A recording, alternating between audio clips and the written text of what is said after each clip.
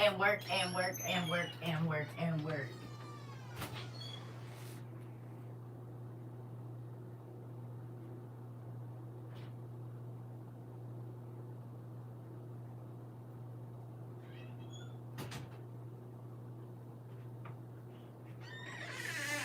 I told y'all.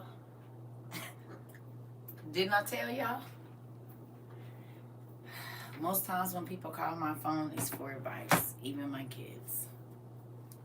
Love them, but even my children. Yeah, it's fine. I'm used to it now. Hey, I can feel my sleep coming on. I don't want to go get in bed just yet, though. These days it's going by too fast. I feel like I wake up to go to sleep. Hey, I just wanted to come back and see what y'all was doing. We probably not going to read because that food is kicking in, the itis. But I figured I'd come back and say good night to y'all for a few minutes before I go get in the bed. Oh, hey, y'all nephew. You see, he said, Mom, I got girl questions. What's up? Let me know what's up. I told y'all I'm gonna keep my babies on game, honey. Let me tell you. You look at this, you journal this. You just made some homemade pizza. Oh yeah. I know the feeling about the food. Listen, my stomach full too. Good night. Did you see? I saw that. I did, Shelly. I did see it. Oh, this world is getting crazier and crazier by the moment. That's what I'm gonna say. Do y'all think so too? It's getting crazier and crazier by the moment. Hey, everybody. Anybody that I missed? Ooh. And you know what? I want to say this too. I'm very grateful that you all come here and engage. I really am. Because I look at all that we've learned and all that we've studied, and it's just mind blowing that God thought enough of us to tell us to study all sorts of things. Pork steaks off the grill and salad. Ooh, that sounds good too. Ooh, the grease I can take. Ooh, I ain't had me a grilled pork steak in a minute. Last one I ate was in 21. And if they didn't let it sit in Italian seasoning with the seasonings on it, Italian dressing, baby, listen. Street tacos, yeah, that sound good too. I'm full. I'm still full from earlier, and I didn't drink all this dang water, so I know it's good. I know it is. Yeah, yeah. I'm full. And I have my meds while I was talking to y'all nephew, because I play Dr. Phyllis all day long. Oh, I play Dr. Phyllis all day long.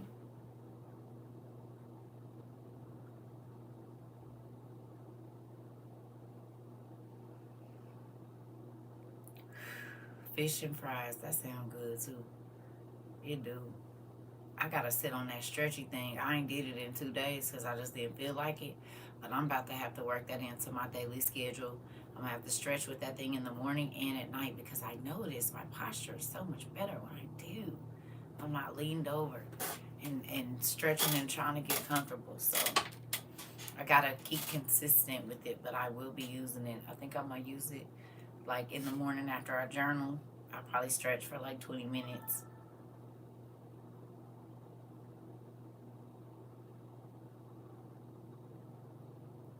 I'll probably stretch for like 20 minutes. And I don't know after that. I don't know. Ooh. I feel my sleep coming.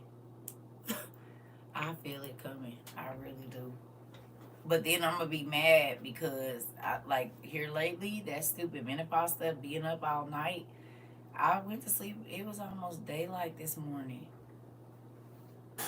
It was literally almost daylight. I said, this is stupid. And I got up early too. What the heck? I don't like it. I like sleep. And here lately, I don't go to bed till 2:30 or 3 o'clock. I don't know what that's about. I guess that's the whole menopause. They said like you be having problems sleeping and stuff. So I'm thinking that's what that is. And I don't be wanting to get on here and be talking until 3 o'clock in the morning. I almost got on at like 3:30 this morning because I couldn't go to sleep. I was like, this is stupid.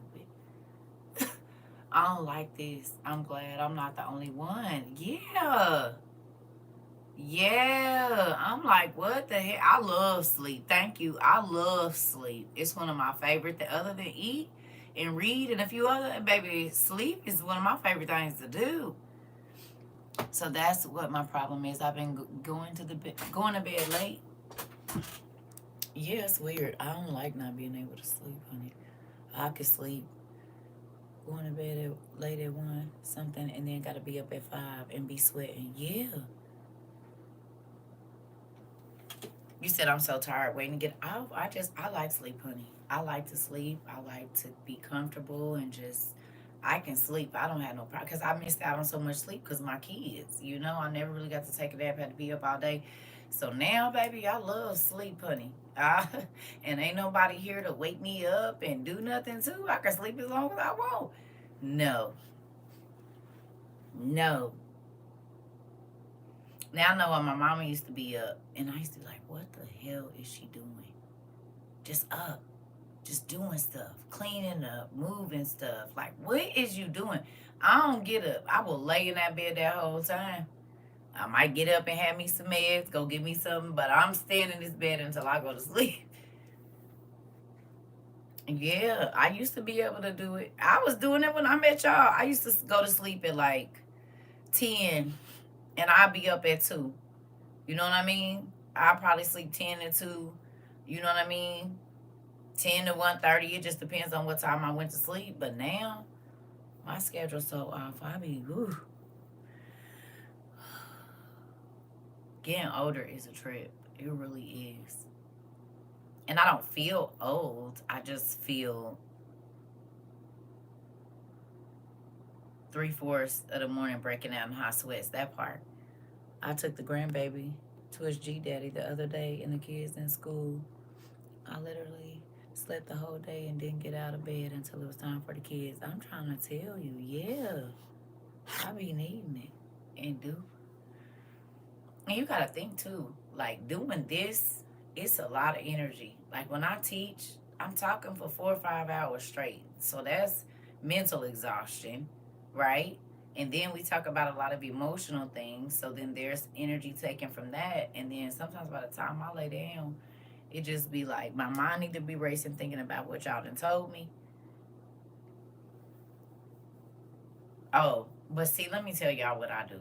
I sleep. I got a fan, a blow dryer, and my window is open. And the air on. So the air is on 68.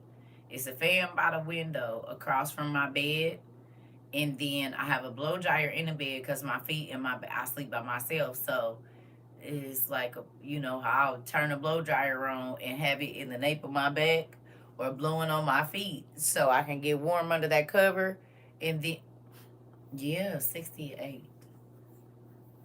And I turned it up to 70 earlier and went in my room and it was so hot. I was like, oh, yeah, I'm not going to be able to do this. It's menopause because my kids can't believe it because our heat stayed on 72 or 74 their whole life until I moved in here. And then, like a year after I moved in here, oh, God. Because I used to keep it on like 72 or 74. But 68, my air has to stay on 6. Even in the wintertime now, I realize I only have it on about 70 or 71. And it used to be on 76 always. Between 72 and 76 is what I kept my house prior to menopause. These last 2 years, 68. No higher than 70. Yeah, it's 68 degrees in here, honey. People come over here and they be like, I'm cold, get a blanket. Mm-hmm. Get a blanket. I'm trying to tell you, I'm not about to be hot for nobody. That's my life. Heating pad, an air conditioner, heater, and be freezing. Yeah, it's a real thing. We owe it.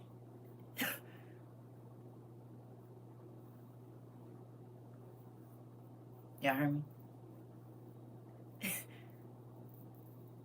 Y'all heard what I said? I hope y'all heard because it's the truth.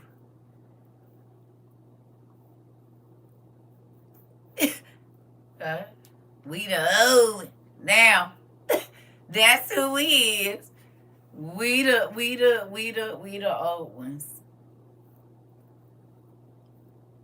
Mm-hmm. My mama used to do air conditioning and electric blanket and did. Hey, I have a special prayer request, please. Another one.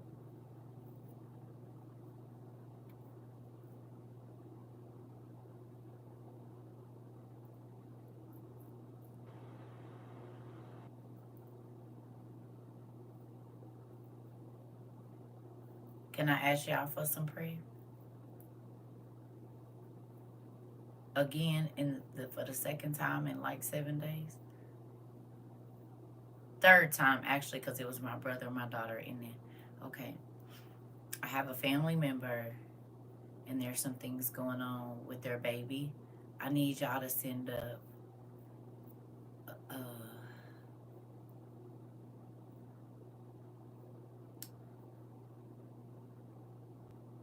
trying to think.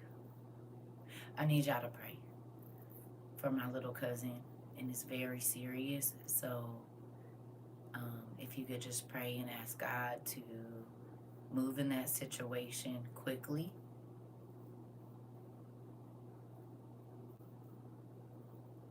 Even if y'all could just write down Circa's little cousin in your journal this evening and ask God to send angels, I would greatly appreciate it. And for their parents, please. Thank you. I really appreciate it.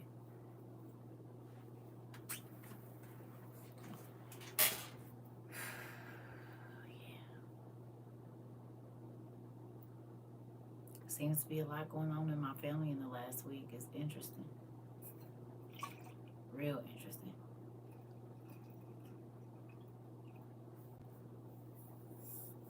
Thank you so much. Thank you. What y'all been watching on TV?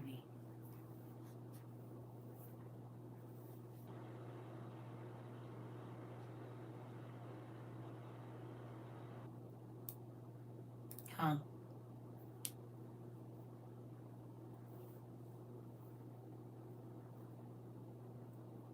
Bel Air.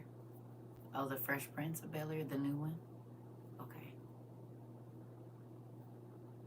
You've been wanting to watch Chosen. Are you gonna watch it? Evil and Rings of. It is a new episode of Evil last night, and I didn't even watch it. Girl, you haven't been watching. That's okay. You've been reading. Everybody got their season. I'm grateful I finally get to really watch TV. Because I didn't used to. I had to read all day and all night and all day and all night. I was reading while I was driving dang near or riding the car. I was reading on the toilet. I was reading at all times. Me either planning on doing that tonight. I'm caught up on Evil. Oh, you gonna brag in my face, Naisha? Y'all watch Red Dawn on Max? Okay, Red Dawn is a good movie and it's interesting.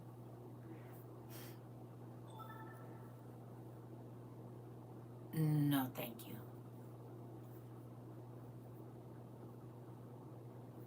I thought the last week. I thought the last week was the season finale of what? Of Evil? Yes, you can, Miss Rhodes. I thought no. Last week was the last week for Evil. How dare they?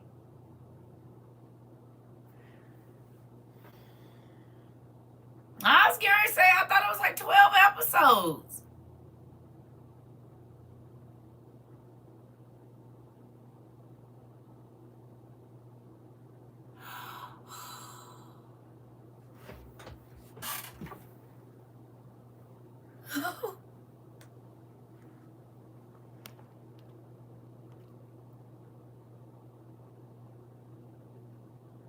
What's going on, Miss Rose? I want y'all to know you have to pray over your children every day. I've been having problems staying focused when reading. I'm up early and still not being able to focus for a long time. You don't have to read and study for a long time. Every day is not going to be about study. Sometimes get up and listen to music and just write in your journal. It's a season for everything. I'm at my daughter's house tonight and she has the air on 65 and I be freezing. Yours is normally on 72. Sound about right. My daughter came, she was like, Mom, why does your house get so cold? Now, get a blanket. So I keep them in there by the couch. Now I understand why all the grandmas and aunties always had like blankets around. I have been lately, but he will one day. You hear me? Miss Rhodes? Every day is not a read day. Some days are a journal day. Yeah. Stop overthinking everything, girl. There is no pattern. You're building it.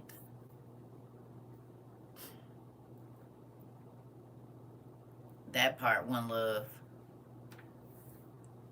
I've been looking into biblical homeschooling material. We got to learn together. That part. That part. That part. You do you realize you're building your schedule? That's why I said get up and ask God what he wants you to do. Yeah. Stop trying to control everything. Stop trying to control. Just let it happen. I told y'all, just let it happen. Just get up and ask God what I'm supposed to do today. Don't worry about it tomorrow. Tomorrow he might have you up talking on the phone with somebody. Just do today. And if you can't study, if it's not there, then you listen to worship music and write in your journal. That's it. That's all. Yeah.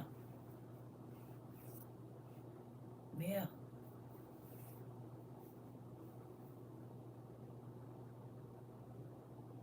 I know you be overthinking it. It's easy to do. But just take it one day at a time. Get to know him a little bit at a time. You don't gotta be on no level and nobody else. Just get to know him, you know? Yeah. Especially like I just seen a story about the lady that took her 2-month-old baby to daycare. Y'all seen that?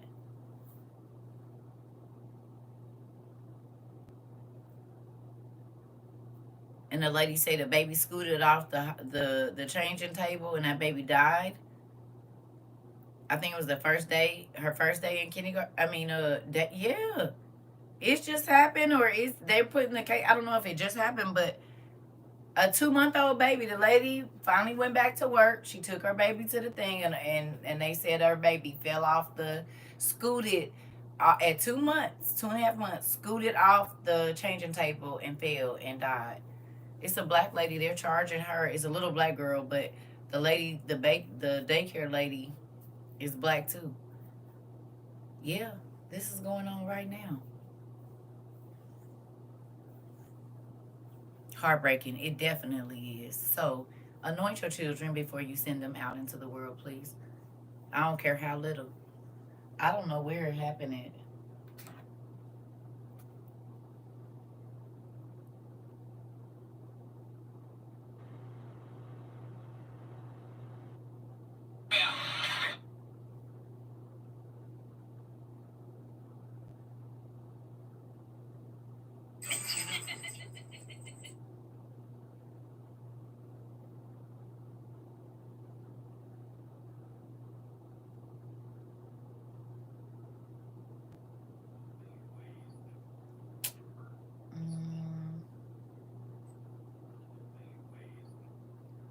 me see.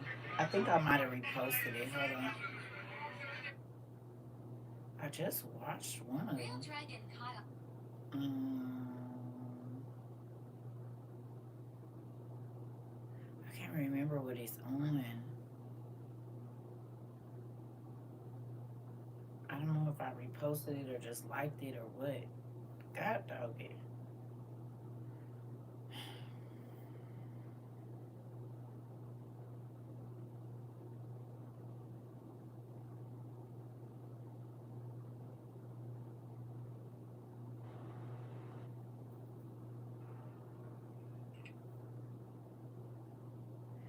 I have to find it for y'all. Cause I don't remember. No, these are not it. I don't know exactly. I thought I reposted it, but evidently I didn't.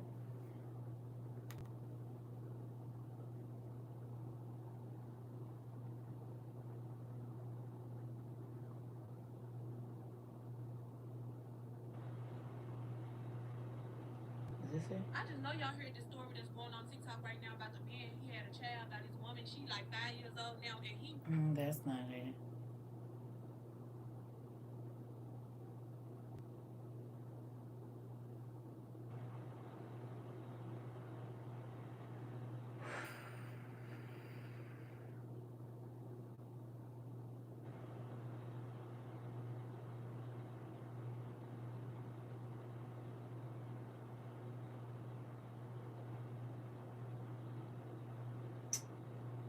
I watched it a couple. I thought,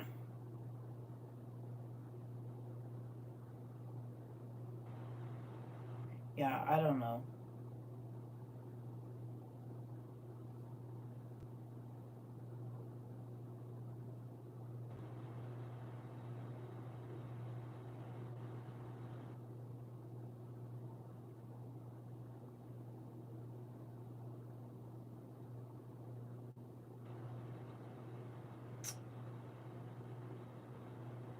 I'm so sad too, cause it was crazy. You can look it up though. It'll probably come up in your FYP, but her 2 month old baby.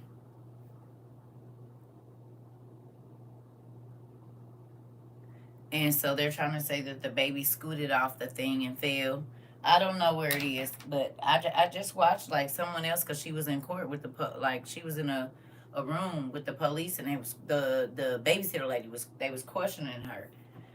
So I don't know. You probably have to look on TikTok or YouTube or whatever, but it's here, and I don't know if it happened like I think it happened recently because the lady they're posting her being in court and stuff now, and the young lady was on there saying like she went back to work and she had to take her baby to the daycare, and they called and said the baby like was in the hospital, I guess or whatever. The baby passed away, 2.5 months old. And they said she fell into like a mop bucket or a bucket of water or something. I don't really remember. I don't know if it's like she hit a chair. It was something, but I know she scooted off the changing table and whatever was going on after that. So it's so scary. You got that's why I prayed over my kids. I'm trying to tell you, I was young, but baby, I put that oil on my kids. They was new like little babies. I don't know if her I don't know the baby's name. I don't know if it's Jersey. I don't know. It might be baby Jersey. I don't know. But I just know the baby was 2.5 months old.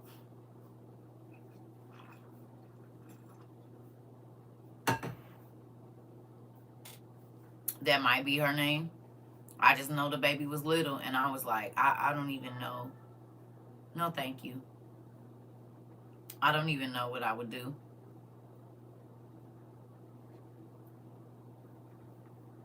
I would be demanding camera footage. I think they have it. I think they have it. Yeah. Yeah. It was her first day of daycare. Yeah. Yep. Yep. And it's crazy because it's like it's spooky. Very spooky. You know, you have to trust other people with your kids, but this is why you gotta pray over your babies. You have to. I always thought you stood right in front of the baby when they was at the changing table. Me too. I wouldn't know what to do either. Yeah. That's why I be begging y'all to pray over y'all kids. Ask God to put a hand of protection around them. Everything, y'all, because this is real. It's evil people out here. I told y'all I had an auntie. She, rest her soul,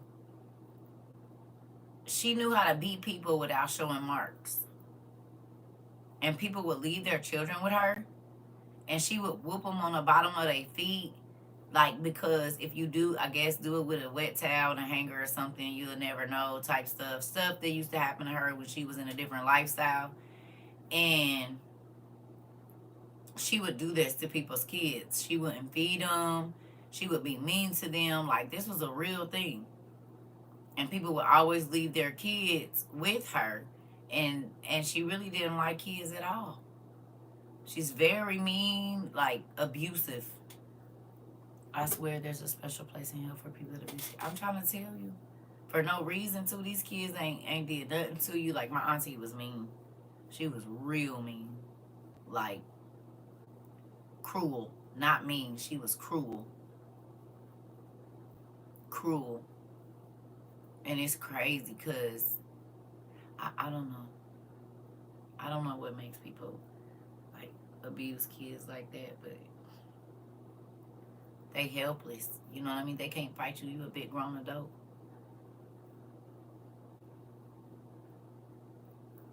Well, I'm not gonna say they innocent and pure. Mm-mm. Because the Bible said we all born in sin and shaped in iniquity. I'm not gonna say that, but I'll say they can't defend themselves.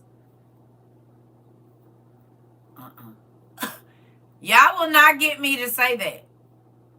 Y'all be trying to get me to say that. The Bible said everybody is born evil, and I got to believe it.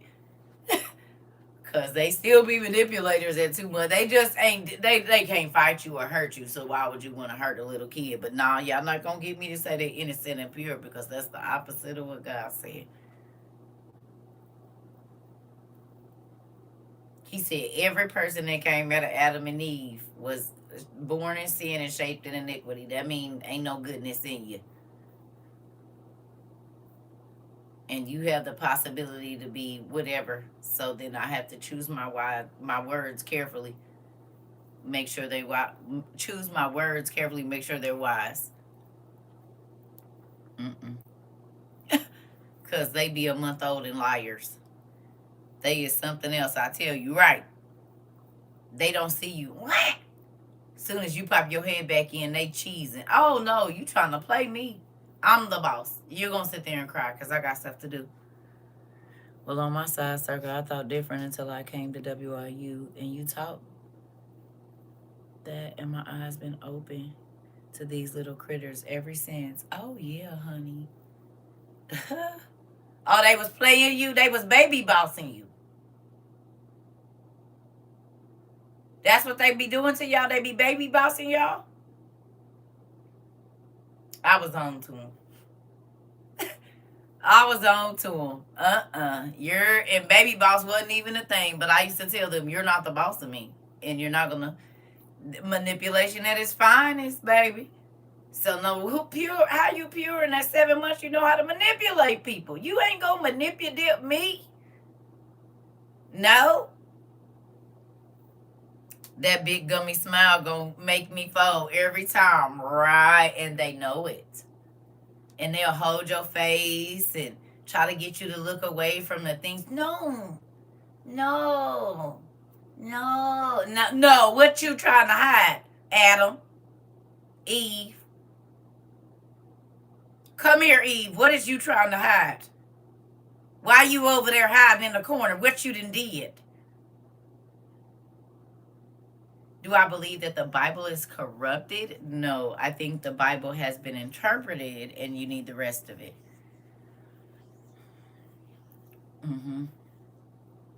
Everything is not out for the masses to see. What will you go looking for? God said he hid his word away. It's mysteries. Mm-hmm. What? What? I don't miss my kids being little. I do not miss them being little at all. I'm happy they grown. I don't miss them being little at all. I do not. Nope, not me. I got their kids. That. How do you explain the slavery and misogyny in the Bible? Well, first of all, you have to understand a patriarchal society. But again, right? I said it's not all right in front of you. So, what you'll need to do is know this. Did you know that the first slaves, they really wasn't most of the original slaves were not black folks? The word slave comes from Slav.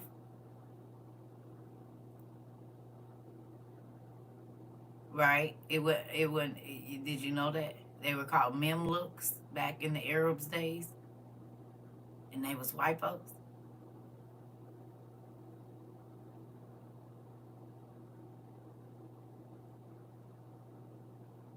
Don't struggle with them.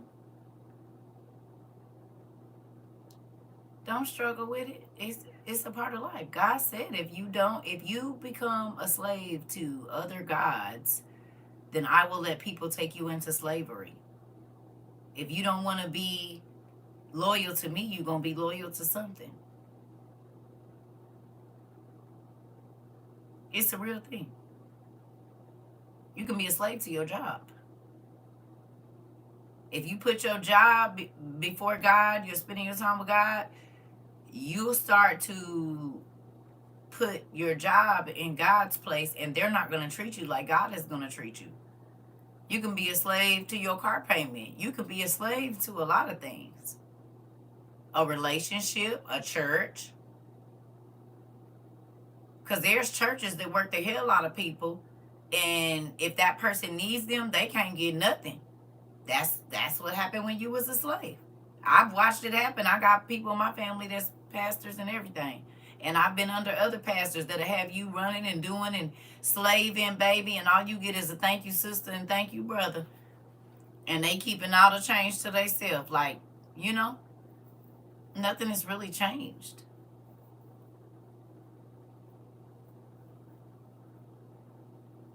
Nope.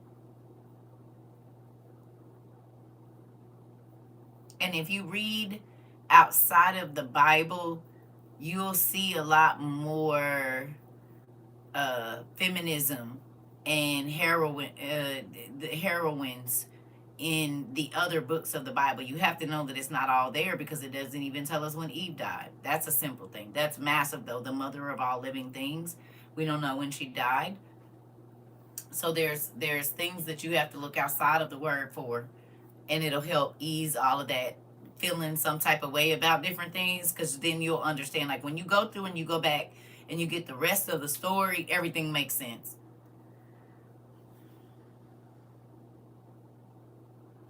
We became a slave to sin when we listened to Lucifer more than we listened when our parents, our poor mother and father became, when they listened to Lucifer's word over God's word, we became a slave to that. And that's why the Bible talks about being a slave to sin. Well, one of the main things with slavery is we started to worship ourselves and call ourselves God instead of worshiping the Creator. We worshiped the things that He gave us, and we worshiped ourselves. And so then He made us a slave to humans because that is who He exalted. You're not going to serve Him, you're going to serve somebody, and the only other people is.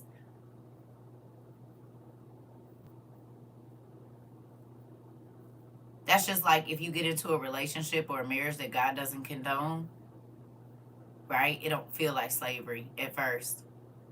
And then when God kind of moves out of the way and lets that person have you, what do? They abuse you, they mentally abuse you, sometimes physically abuse you, and you're giving everything and all that you know, so much that so that you don't even have enough left for yourself, but you're a slave to that relationship because you put that person over Christ or over God, you know.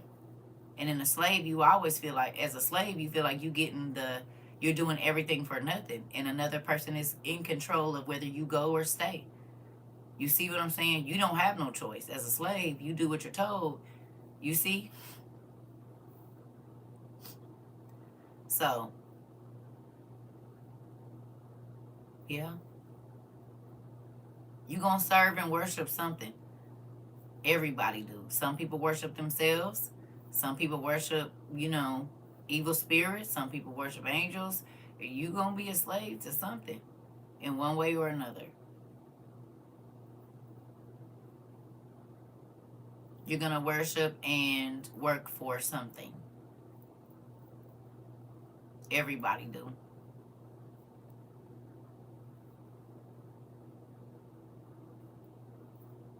Yep.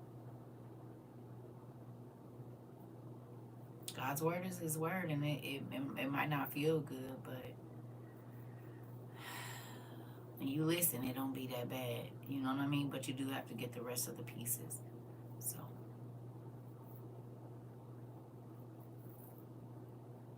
you still here? You all right?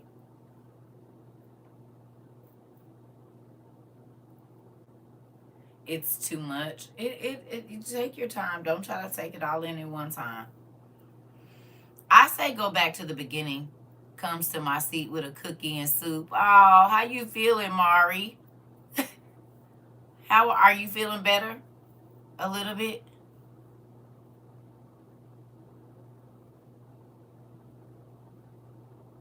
I watched a video today. Please do not type none of these. Okay, good job. But they said that they won't be able to tell how real the ball was hiked. I mean, how high the ball was kicked, or whatever you want to call it. Because people are playing the game at home. So whatever numbers it shows on the scoreboard, they won't be realistic scores because they can't count the people that are playing at home. Like Mari played his game pieces at home the other day, because y'all know they took that whole class off. That's why I'm talking like I'm talking. Do y'all know what I'm talking about?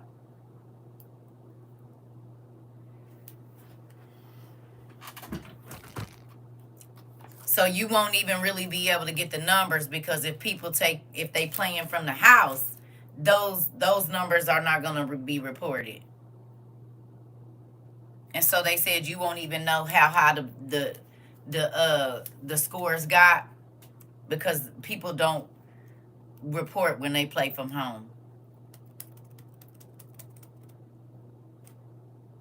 No, that's why I didn't even say 2020. You didn't hear me just say? I'm talking like I'm talking for a reason. I didn't even want those numbers up there because I just told y'all they just took one or two videos down off where we was talking about it. So I'm doing that for a reason.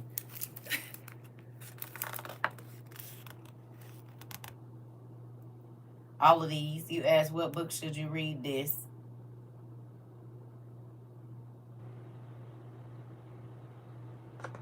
Both of these, book 1 and book 2, Change Your Life. Yep.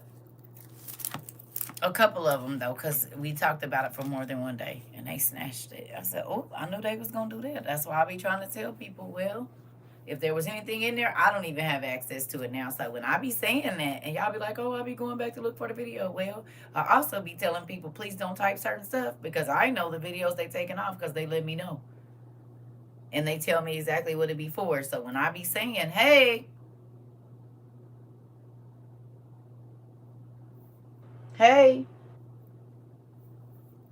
right.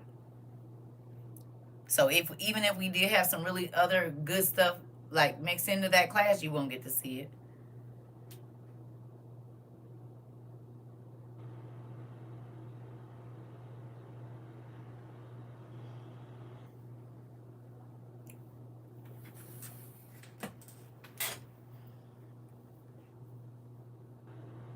So that's why I be trying to tell people, please don't type that. I'm sorry. Okay, well, I'm not going. If you knew, okay. But if you old and you still doing it,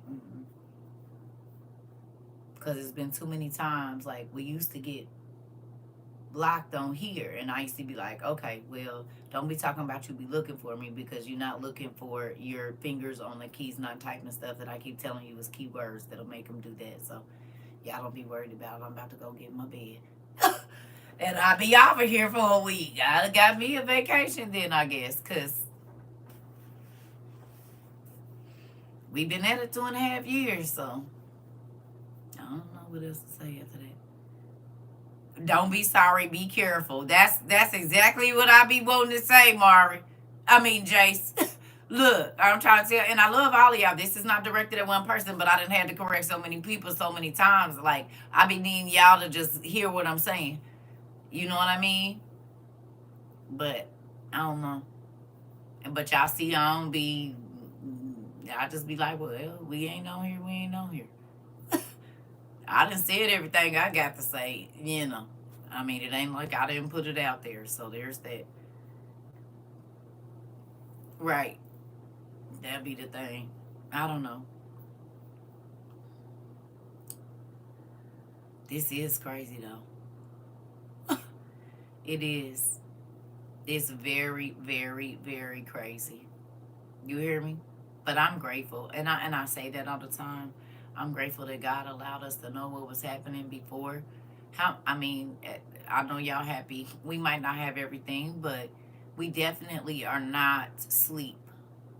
I guess I should say that. I'm happy that our eyes are open. You know, and that every day we are trying to understand God's word more and more, down to the nitty gritty. We not surface people anymore. We already established a lot of us used to be uh, surface Christians, as long as we went to church and tried to live by the way we thought God wanted us to.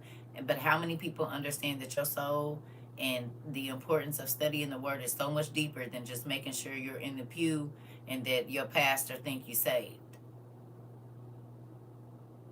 I mean, because if you can't see God is not fluffy and he ain't playing, like, and this is why I say hell is in large, or the lake of fire is enlarging itself every day. Do y'all see how that could happen?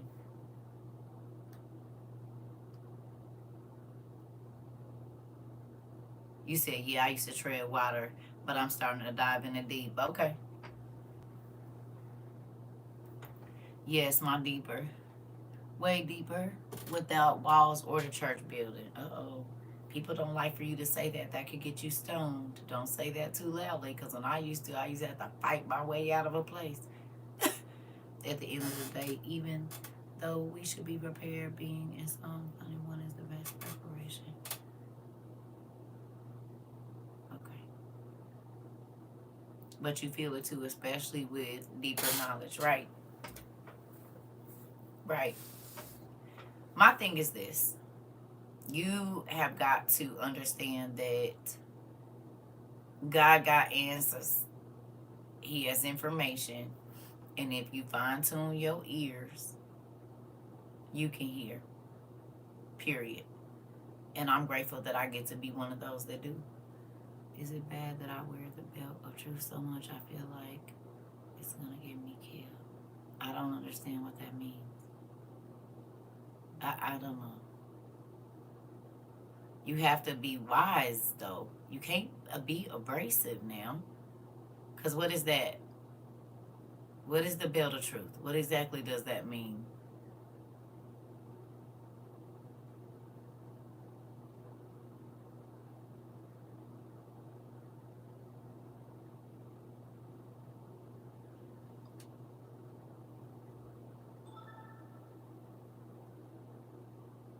Oh! No, they didn't. You said family members that said they wasn't going to worry about it and they was going to be raptured out called and said, can they get a preparation list?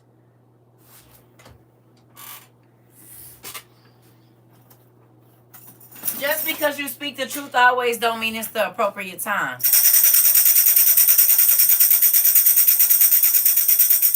You can't shove it down nobody's throat if they don't want it. Don't try to give it to them.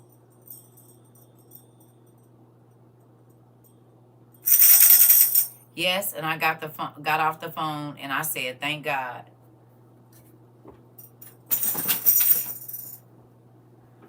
I normally don't give people information unless they ask for it. It just makes me wonder what they're so afraid of. They don't want the truth. Who? The church?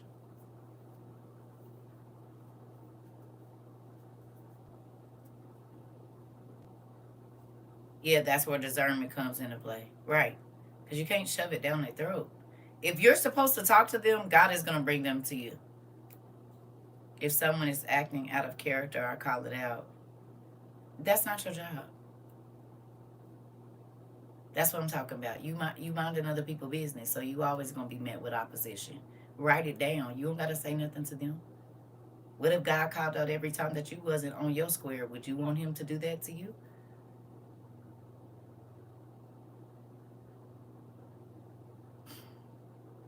You've been offensive to people, I'm sure.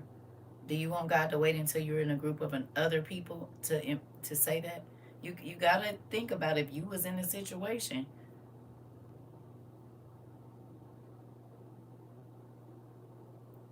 Okay, you don't have. Okay, do you remember me telling you that just because God tells you don't mean you have to say something? You remember me saying that? It's a lot of stuff that I know and God tell me, and they would never even know. It's just because He tell you don't mean you're supposed to tell. Oh, exactly. Write it down. Sometimes God is telling you so that you know how to deal with the people. It don't be for them, it be for you. So that you don't get off your square and make him look bad or be embarrass him.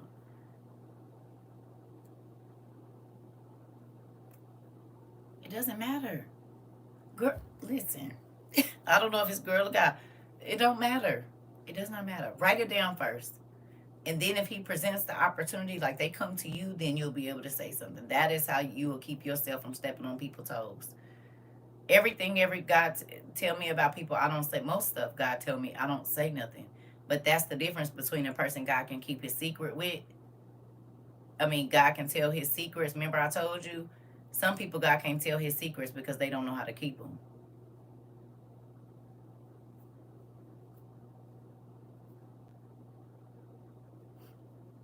And so then he stop. If you told a person your secrets and they keep getting out, would you keep telling them?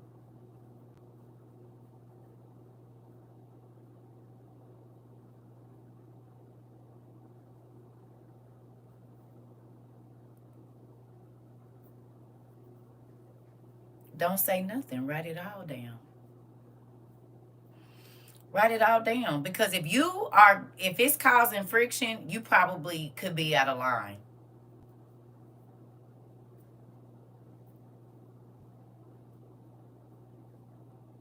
Because if God is telling you to go to them and tell them something, he's going to make a way for you to do that. And most times, if God is sending you to a person, they're going to be receptive.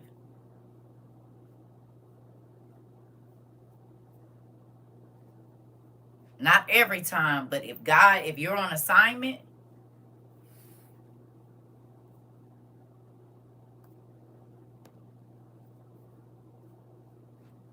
you have to be taught how to minister. You can have your gifts, but you have to be taught how to use them. And that's a real thing.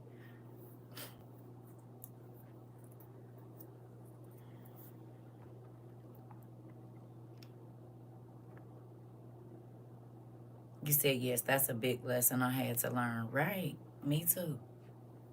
And you'll end up looking crazy every time. uh-uh. He dang near be having to, like, pinch my finger to make me talk. Because if you don't tell me to say nothing, I don't want to.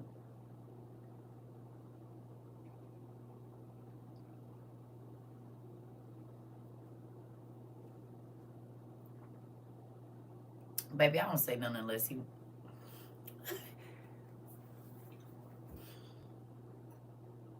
I'll be like,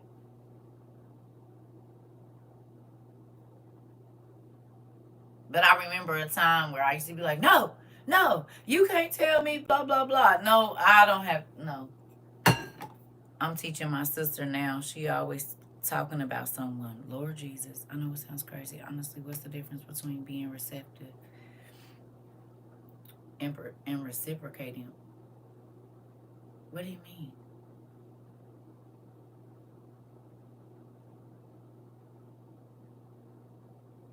In what reference?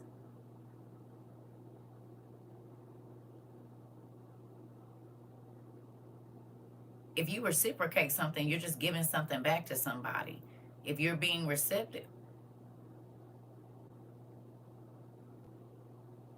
they don't have to act when you want. Okay, listen. They do not have to act when y'all want them to act. A seed does not grow overnight. Y'all didn't change overnight, or else y'all would have already had a lot of this information before y'all got here.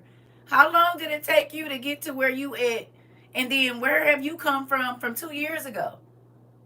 Who were y'all when y'all came to WOIU? Y'all was not the people. It is stuff that I told y'all 2 years ago that just might not be growing up right now.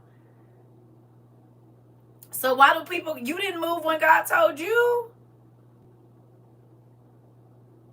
He told you something that just now makes sense.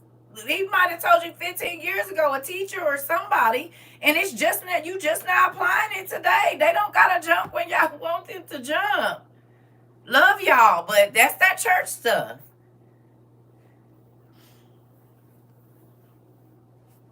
Give them, plant the seed. Somebody else is gonna water it. Somebody else is gonna prune it, and God is gonna give the increase. If that's not y'all, y'all be trying to be executioner and judge and everything. It doesn't matter. That's not your job to say nothing.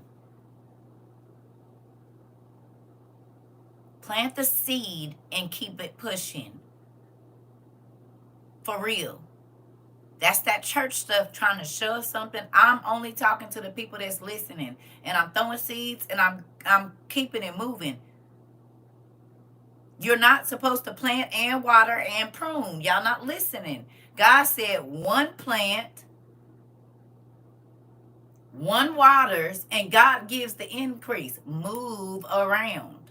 Drop the knowledge and let it grow. You might not be the person to water them. Stay off of people's bag.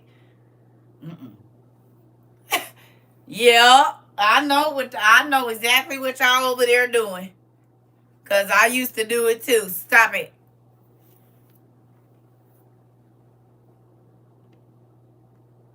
And then be trying to be offended because you offensive. And mind your own business when you supposed to. That part. Margaret said that part, not me. Y'all nephew with the cookie and the soup. He the one that said that. It's okay. It doesn't matter who it is. It could be your mama or your child. Right now, there's some things going on with my kids, and it's a whole bunch. It's okay. You cannot control. You're not in control of nobody. Your stress level, this is to the class.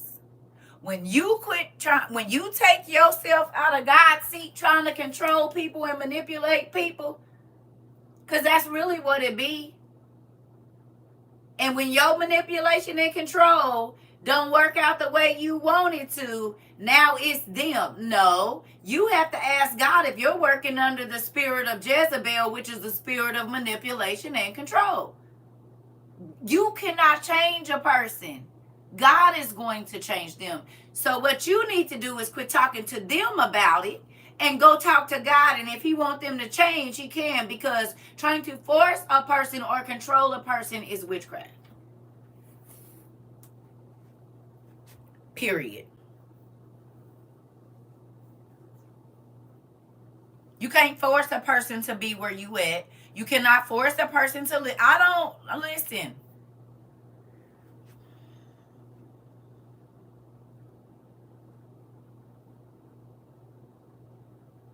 Okay, so then you maybe need to be asking God if y'all supposed to be together.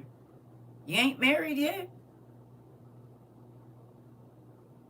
So then maybe the question you need to be asking God, is this a situation you want me to go into? Because you're going into a situation where your needs already ain't met. I mean, you do realize that marriage is just a magnification of what you already have.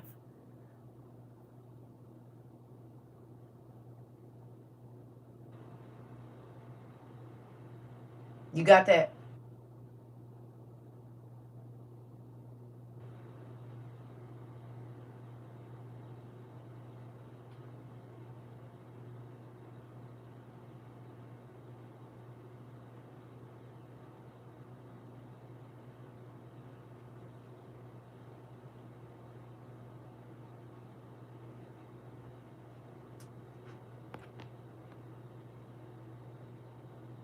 And be careful not to fall into the category of manipulation, witchcraft, because there is a thin line. If you're not careful, I'm trying to tell you.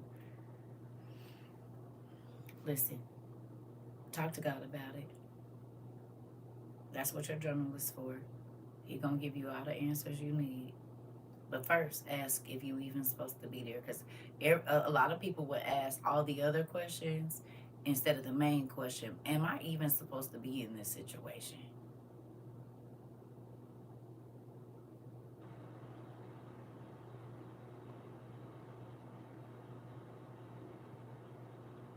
Have you went on a fast and asked God if y'all even supposed to be together?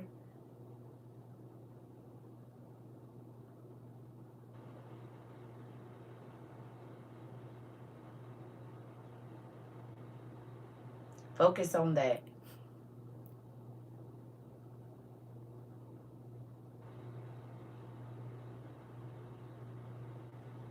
Because we'll keep asking. Yeah. Because you'll keep asking God to fix a situation he ain't going to fix because you ain't supposed, I ain't saying you are not.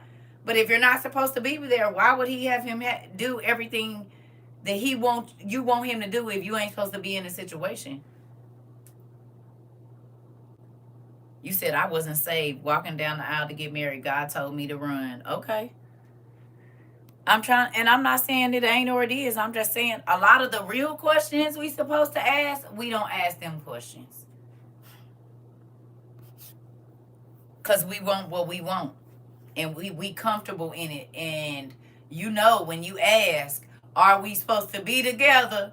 He let you know real soon if it's a yes or a no. I believe that is the fastest question he ever asked. I mean, answer.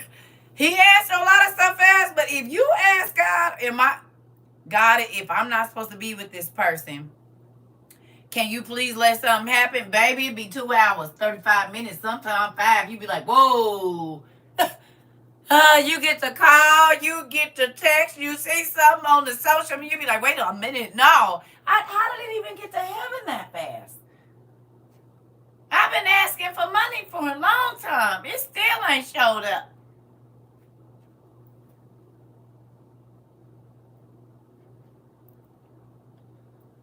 He'll answer that question quick. But a lot of times, that's the last question we ask. Am I supposed to be at this job? Am I supposed to be in this relationship? Am I supposed to get this car? And then you don't have to be I wish I would have known. I wish I would have known. I wish I would have known. What God be trying to tell us.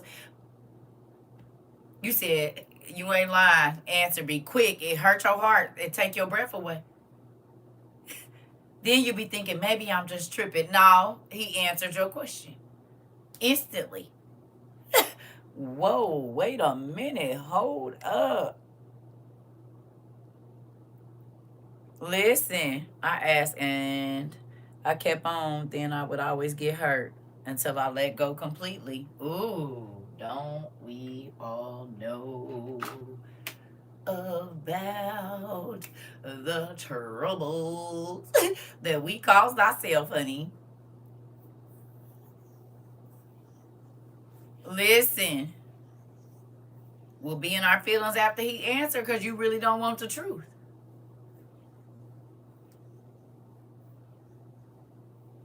Yeah. Well, a lot of times we don't want the truth. And that's all God gonna give you, baby, is the stone cold truth. Quickly. Cold party is God already gave you the answer, but you be trying to ask another question. Miss Lady, if you don't tell them, say it again. Tell them again. He being told you in your stomach when they get ready to leave, when they call or you call and that voice ain't right. He being told you. That's because there's more than one fast. It depends on what kind you're doing. Just go and look up biblical fast. And it's going to tell you all the kinds. There's more than one way. Mm-hmm. It's not just one kind. They have books on fasting. Biblical fast.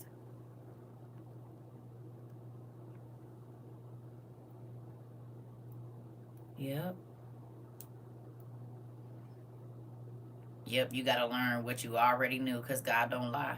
And he don't want you to keep being hurt unless the soul tie person feeling is clouding the truth and the perspective of what's going on.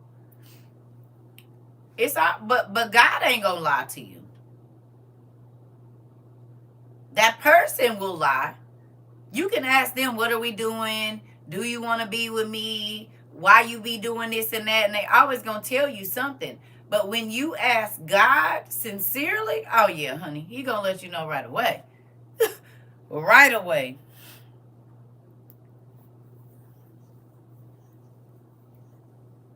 Or you get the feeling that this can't be what God has in store for you. Ooh, baby doll, 44. Baby doll, 44.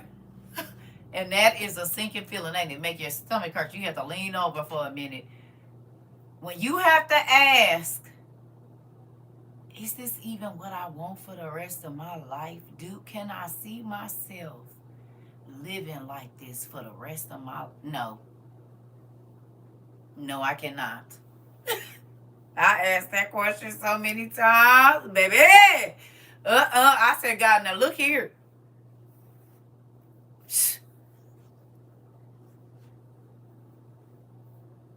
And I'm not encouraging nobody to divorce or none of that. But definitely, if you're not married, baby, I would be asking first and really listening. Yes, that hurts for real when you have to have that reality. Yeah. All the time, you missing the train, boat, and plane. Oh! You said, well, now let's go on and get it out then. It's right here. Where you at, girl? There it is. Uh-huh. You said it. Prophetess Juanita Bynum, y'all might not like everything that she do, but when she was in her element, this right here, nigga, this to keep you from keeping people. That's why ain't nobody in my co-chair right here. I could have had a whole bunch of co-pilots, especially since I've been divorced. But baby, this right here. And measuring the potential to what you're called to, and if they're helping you grow and develop the things you want you to do, and if it be them or not. Yeah. But this right here, this book right here, this book right here, nigga.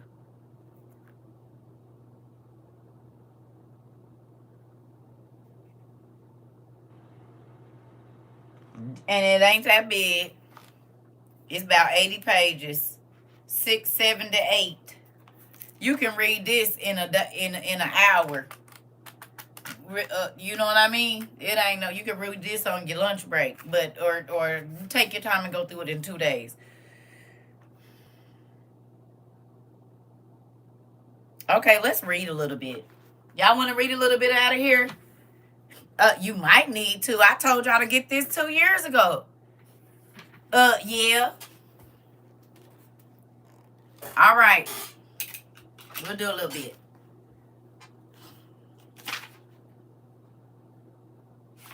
Ooh. Put your armor on right now.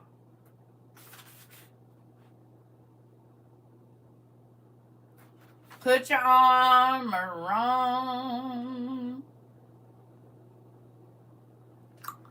Are you ready? You got your armor on? Ooh-wee. Just put your listening ears on. These is not my words. These is Prophetess Juanita Bynum. JB's stuff. This JB's stuff. All right. It says, cut away the flesh.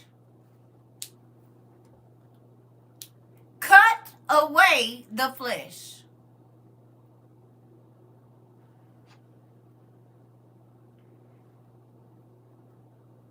Heaven convened a board meeting concerning you. Sometimes you have to cut back in certain areas to increase your profit. Productivity may suffer in the short term, but you can expect long-term profit when the process is over. The Lord may have to circumcise your flesh, but it's to protect and ensure your productivity while rolling away the stains of the past.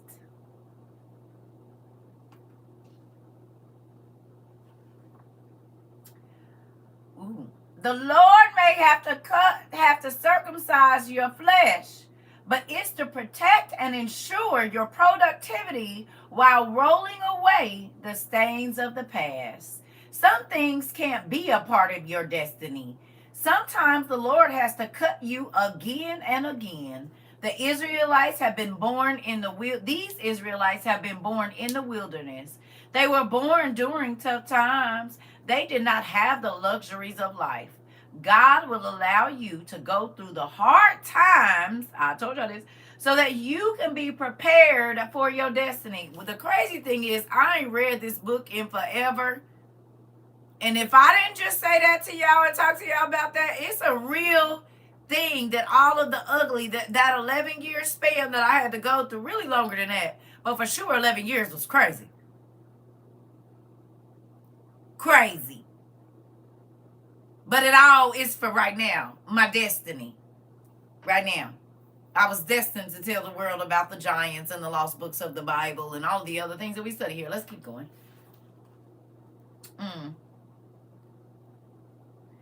If you know you've been called and chosen, get ready. The flesh is about to be cut away and it will hurt.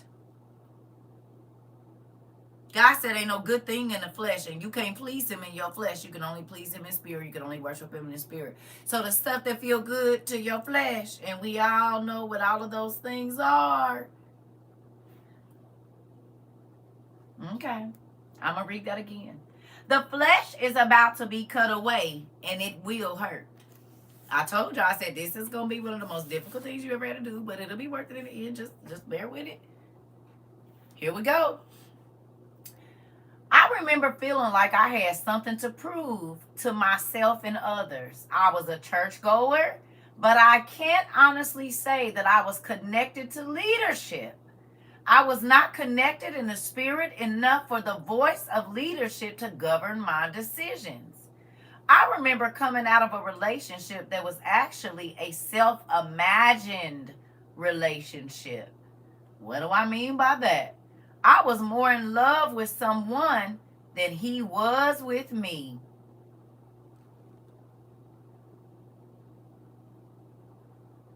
Y'all got your blanket and your coffee?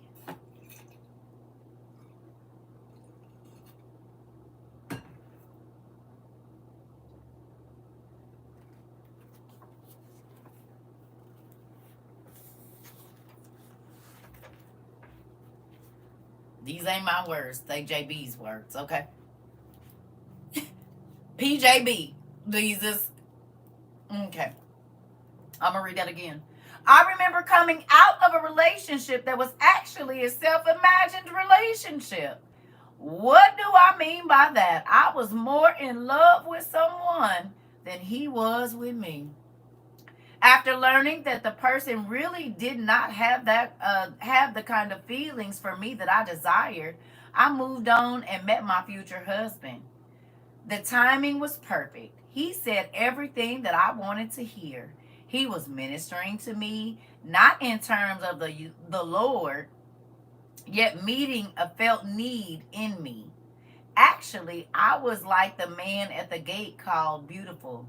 The disciples told him, silver and gold have I none, but such as I have I give to thee. Like the lame man, I had another need. What I thought I needed was not what I thought I needed was not what I really needed.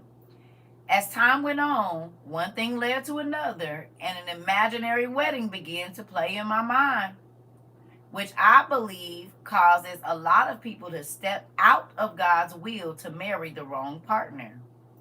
That's why scripture says we are to cast down imaginations and every high thing that exalts itself against the knowledge of God. What is hindering the purpose of God in your life? I began to ask myself that question. God gave me some checks in my spirit, but I ignored them. I'm going to read that again. What is hindering the purpose of God in your life? I began to ask myself that question. God gave me some checks in my spirit, but I ignored them. While looking in the windows of jewelry stores after work, I caught the sparkle of wedding rings. Besides giving me a 1 carat diamond ring, my husband to be was very attractive. I was drawn in. I was drawn by his good looks. Unfortunately, I didn't know that marriage involved a lot more than sex. Marriage is ministry. That means not only receiving ministry, but being mature enough to return ministry back to the other party. Both parties need to be committed to Christ, then to each other, and filled with the Holy Ghost to build a successful marriage.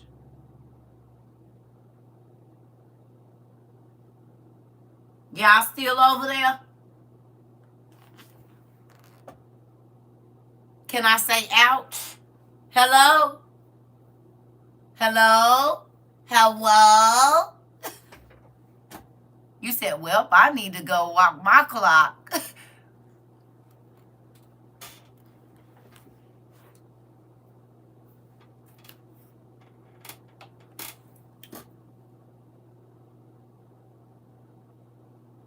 Yeah, I see why I had 2 failed marriages. Okay, so please get this book. Don't Get Off the Train. It's good. I read it at 21. My mama got me this and No More Sheets for my 21st birthday. These was my 2 books that I read. You said I needed that years ago. I read it at 21. 20 or 20. Right before I turned 21, I read this. You said, ma'am, it's 4:15. Go to bed. I'm over here about to choke on my salad. Oh, Lord. No More Sheets? Did y'all watch her? Have y'all watched No More Sheets? Oh, you just got up. Oh, okay. Oh. If you have not watched Juanita Bynum's No More Sheets, you need to watch it and take notes. And it's a good book, too. There's a whole journal thing like, baby, it's on YouTube. It's called No More Sheets. Baby, get your tissues ready and your blanket and your notebook. Because, honey, listen. Yeah, no more sheets. I'm trying to tell you. It's a life changer. It's a life changer, baby. It is. It's on Google Books and there is a PDF. Okay, so Felicia said there is it's on Google Books and there is a PDF of Don't Get Off the Train. Mm-hmm.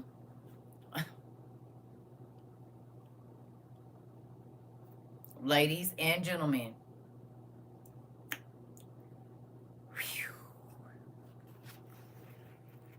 Mm-hmm.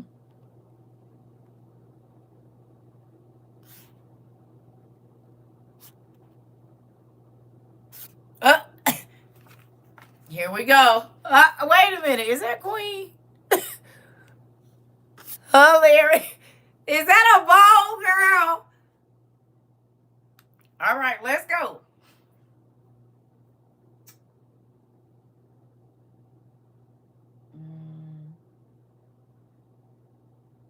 I used to say that my marriage failed because of me. I based that on Apostle Paul's words that the husband is sanctified by the wife. I didn't consider that every wise woman buildeth her house. Uh-oh.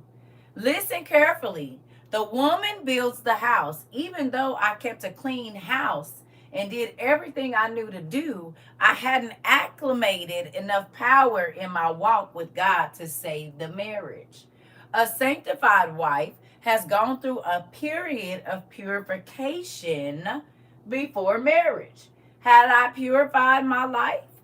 enabling me to live intimately with the Holy Spirit? Did I have the discernment to know what forces were trying to destroy my marriage? I wish I knew then what I know now about the spiritual realm.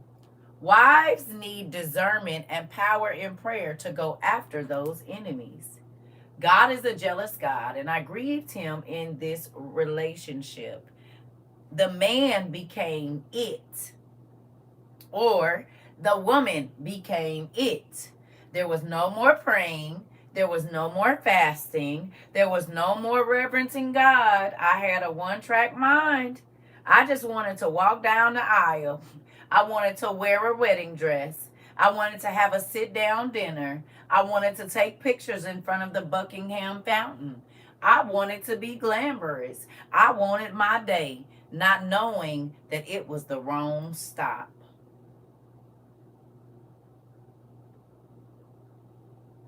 Shall I keep going?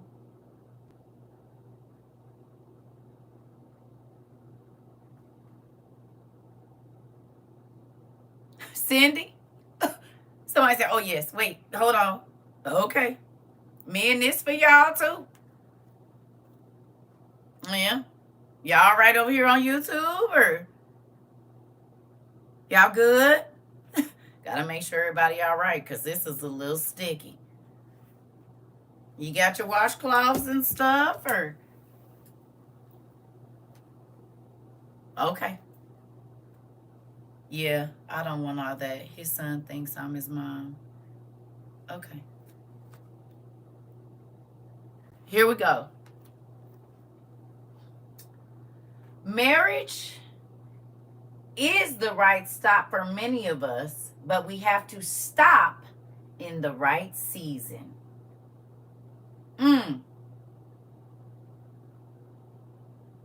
Oh, wait a minute. I went there. Oh, hold on. Oh, okay. I'm sorry. Even though I was self-willed in pursuing the relationship, I'm going to read that again. Even though I was self-willed in pursuing the relationship and it eventually disintegrated, God used the event to break me. I grew to want only his will in all my relationships. Baby, I'm going to read that again because, I can say this is real. Even though I was self-willed in pursuing the relationship and it eventually disintegrated, God used the event to break me. I grew to want only his will in all my relationships. Marriage is the right stop for many of us, but we have to stop in the right season. That means that if you don't get your spouse through prayer and supplication, you have him or her illegally, and the marriage will not last. Anything not received through prayer and supplication has been obtained illegally. Therefore, it doesn't have to have strength to remain. At some point in life, sooner or later, you'll lose it. Before you make the next big decision, check your arrival time and place and make sure your tickets match. Until that time comes, rest, content, and be kept by the Lord.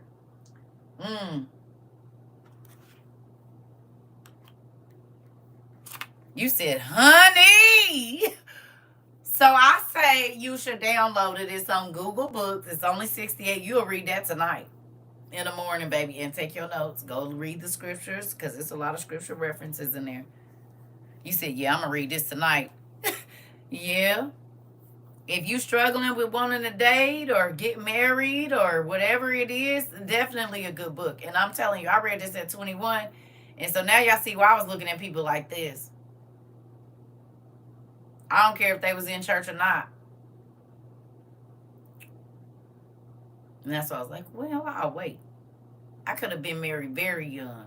I waited to 36 because I was like, nah. I didn't, I did a little bit of research and I'm going to be stuck with you. And that man that I was married to was trying to make me be miserable. He said, we going to be together. I said, no, we not. You don't. You don't, I don't know. But I think you're supposed to get off my train. Matter of fact, get off at the next exit.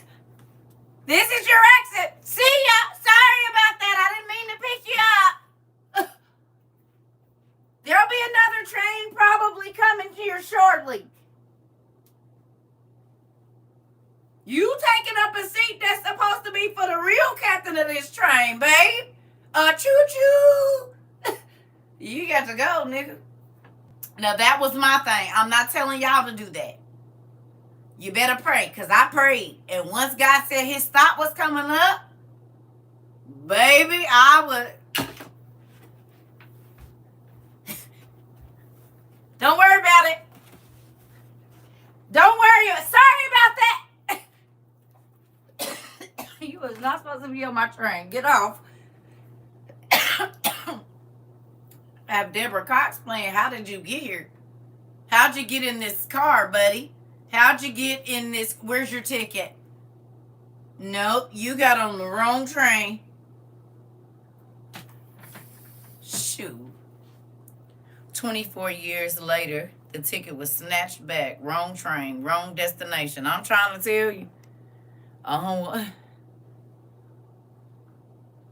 You said looking it up now.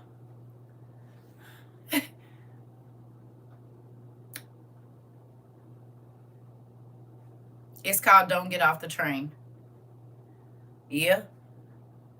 Yeah, honey. Listen, and I was 21 crying tears with this. I remember studying this book, and it was right around, it was the April before the April before 9/11 is when I was reading this. The April before 9/11 is when I read, so like she got it for me for my birthday, so March. So March and April I read this, and I read No More Sheets at 2021, like right for my birthday. So yeah, it's been in the back of my mind. I mean, and it's a good thing, because most times when we do get what we want, we stop talking to God. We talk to him as long as we don't have what we want, whether that's the job, the house, the car, the spouse, whatever. We talk to him until we get what we want, and then it's not as important to spend time with him because we got what we want. But then when that thing ain't treating us, or it's a car breakdown, or whatever else, now we want to talk to him like, hey, Dad, hey, stranger, hey, big head. Quit treating my daddy like y'all sugar daddy. Thank you. Yes, because I desire to be married, but I don't have time to mess up again in choosing. Let go, girl. You said I'm laughing so hard I can't even text right, because that's what y'all do. Y'all treat him like sugar daddy. Y'all treat him like the guy y'all really don't like that you talk to in between, or the girl in between. You know, like they always gonna answer the phone, so you call them just, and then when you find something else, and you might not even be messing with them, but they just the space taker upper person, that little middle person. Y'all might can go out to eat, and then you'll make up an excuse as to why you can't.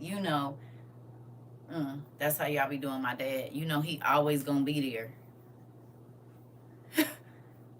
So y'all put him over to the side, and then when that person flake out on you or acting funny, then you want to call him and ask him if he want to go to the movies. No, he don't. Why you didn't call him and ask him to go to the movies before you did with your little boo?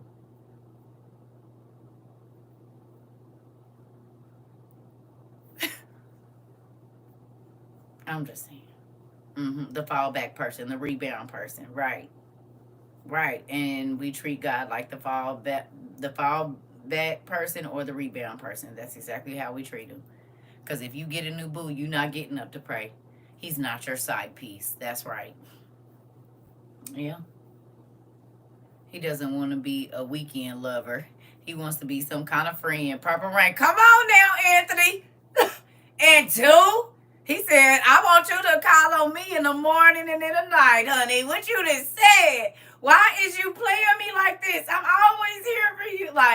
And it'll make you cry when you think about how good that God has been to you. And he always answers, and he always comes through for you. And then soon as he give you what you want, you treat him like a sugar daddy and don't come see him till next month. Or the next 2 weeks, or whenever you pick up your change. You hear me? And you gonna call them 2 days before, because you know you need the money. Say, hey, you know how y'all do. We're queen. She choosing violence again. I don't know. I didn't choose this.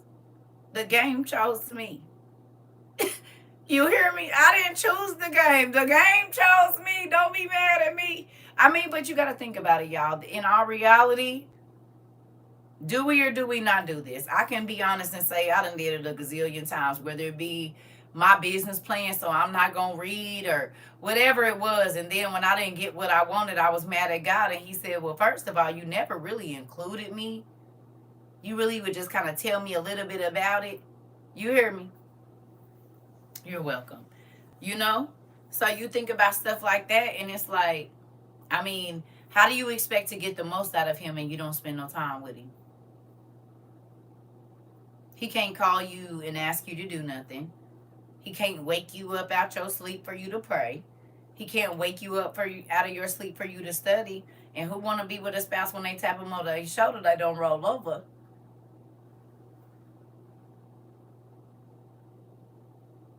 They always bothering you.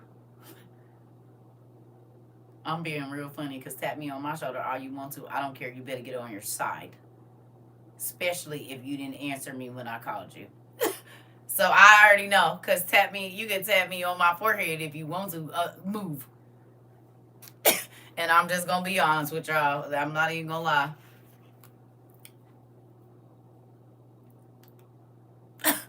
I was the spouse that was like,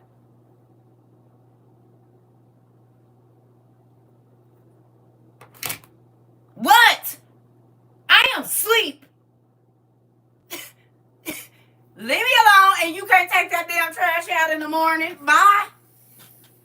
I guess if you take the trash out, I might be able to help you take your trash out. But if you can't do that for me, I don't even know why you is tapping over here. Tap on the other side. And I ain't even gonna lie to you. Sure didn't. Boy, please.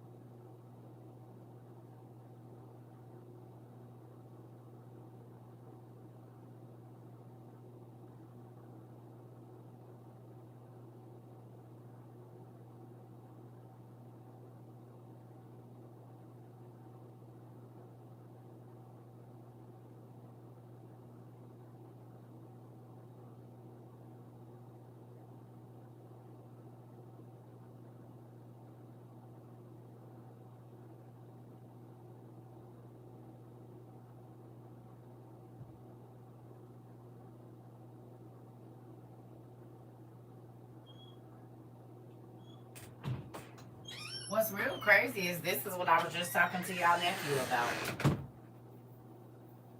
Y'all know that? Y'all see he came in here and said he was having some issues with a girl. And literally, this is a lot of what the conversation was about. Telling him, hey, I told you.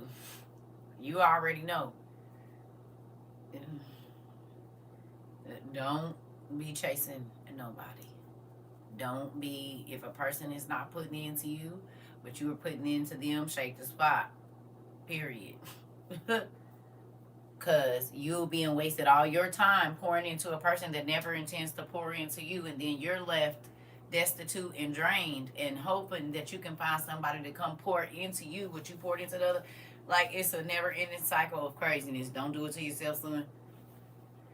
And he was like, Mom, I'm trying to tell you because I don't have time for it. I'm like, baby, you don't have to waste your time. If a person is I said, now you see why Mom journal. If I try to talk to you, if I try to spend some time with you, I'm writing that down, your response, because what you're not going to do is play me like I'm crazy, like I don't remember.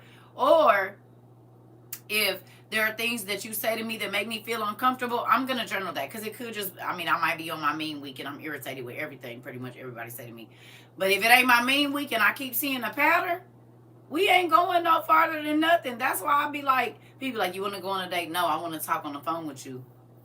And if I don't like talking on the phone with you, I'm not going to meet you in person. And I'm not talking about for no week or two. I'm talking about I want to talk to you for a month straight. We can FaceTime, but I'm not coming to see you. I'm not gonna be in your presence. Because I need to know if I even like talking to you.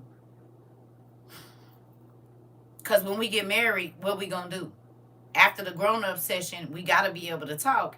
And so many people can come together for the grown-up, for bumping uglies, but they can't talk about bills or kids or their feelings or nothing.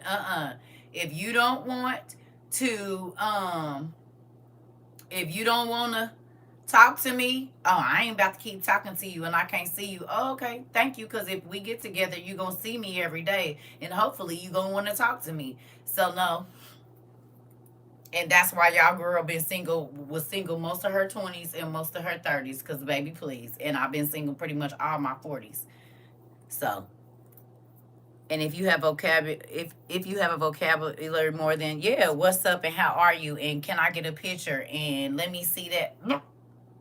If you talk about anything, you can tell me you feel like I'm nice looking, but if you make any reference to anything under my neck in the first week of me talking to you, it's dead. I done blocked you. Believe me, probably while we talking, you blocked. I'm gonna let you keep talking, and when I hang up, you won't be able to call back. You will not be able to call back, honey. Especially if I tell you I'm a sapio and you don't start asking me what I think about, baby, listen. I done told you. I do not care what you carrying between your legs if I can't get in between your ears. If my words don't affect this,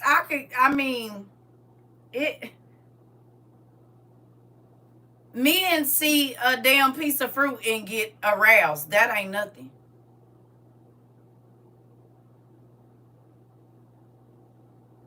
They can hear somebody stirring some macaroni and cheese and their body start to react. Baby, that ain't nothing. It's the truth. Men. Gerard. that just because you see me and you get aroused, okay. What's that supposed to do for me? Because I'm not.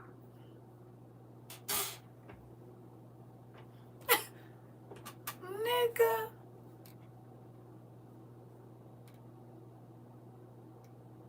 It don't take much for them, so no.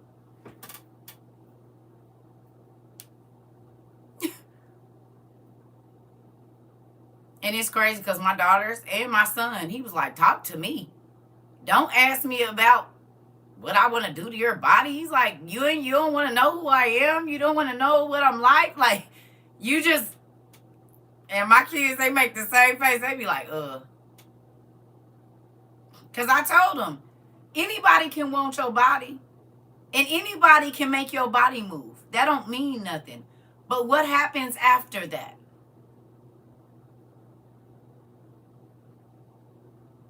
Can they talk to you? Can they talk you off a ledge when you about to ruin your life? Will they comfort you when you're upset, or will they try to, because they don't know how to help you, start an argument with you and make it like you overreacting because they don't have the mental capacity or the emotional capacity to walk you down from your issue? Like, that was an issue I had in my marriage. I'm upset, but I realized he didn't know how to comfort me. So then his thing was, oh, you overreacting and you always, because you don't know what to say. You haven't learned me well enough to understand how to comfort me, even though I can comfort you and pull you down off of every ledge you be on, because I study you and I pay attention to what's important and all of these things. You've gotten so used to me knowing you that you feel like you know me the way that I know you, but I know you don't, because if you did, I wouldn't always be mad. Oh, I don't always be mad because I know you, idiot.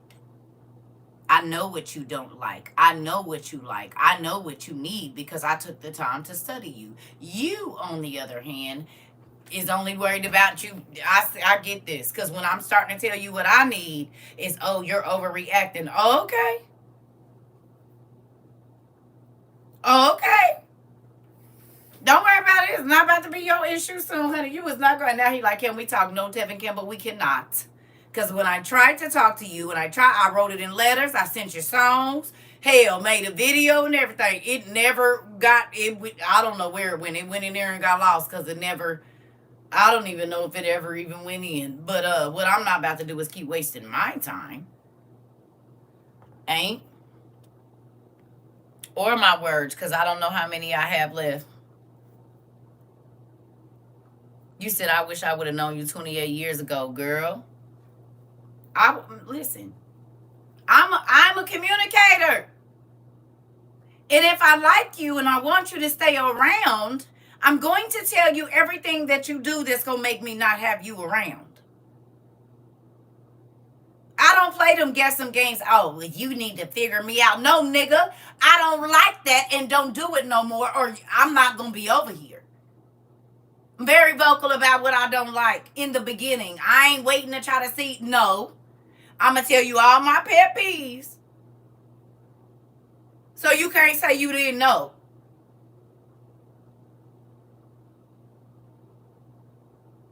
Now I know you just don't give a. Which can make me make an easier decision to exit out of here.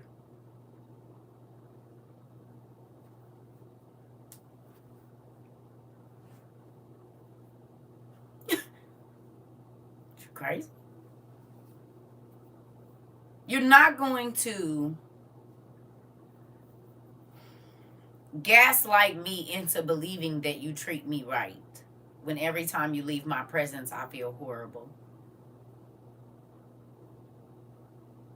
I'm going to say it again.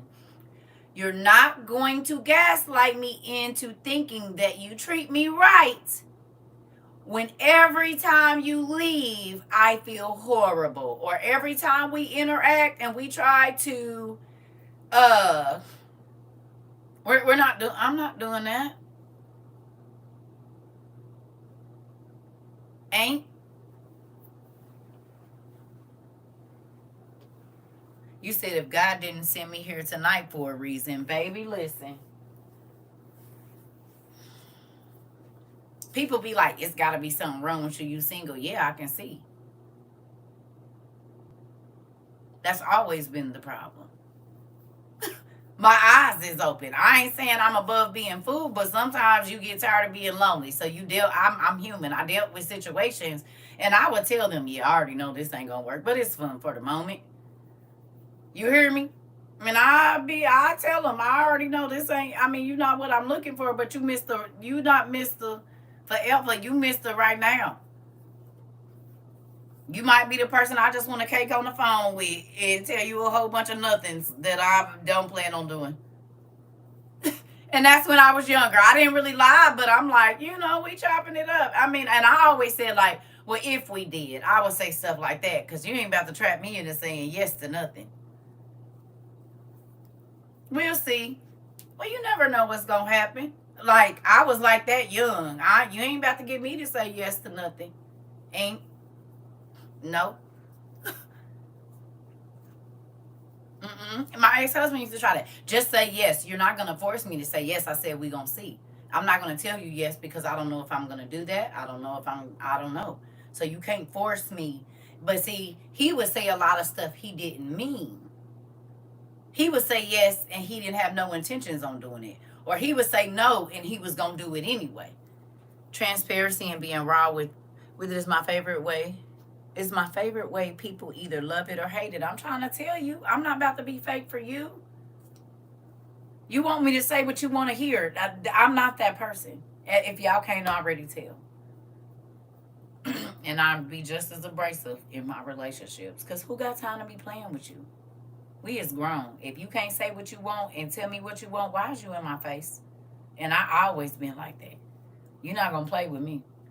And I'm telling you, the people that I've dated, and even my ex-husband, said, "You one of the strongest women I ever met in my life." I said, "I know, and that's why y'all always trying to break me." They all told me, yeah, I was trying to break you. Why would you want to break somebody that's strong, that's supposed to be your support? That's real smart. So that means if you break me when you need me, I can't help you. Good thinking.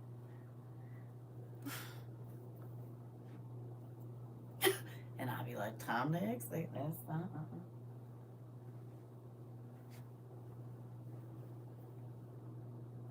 Michi. Ain't nobody got time to be playing. You hear me? Get out my face. Leave me alone. You want to waste my time? I don't know how much I got. I can't give it to you. Telling you. And ain't. Back to my, you know what? We not doing it. We not doing it until Lucia. I'm not doing that this evening. We not going to talk about it. But amen. You get to the point where, I mean, okay, if we going to have a grown-up conversation, you've never had sex with a person, and it could have been super good, but as soon as you did, you already can feel that connection is not, it's not.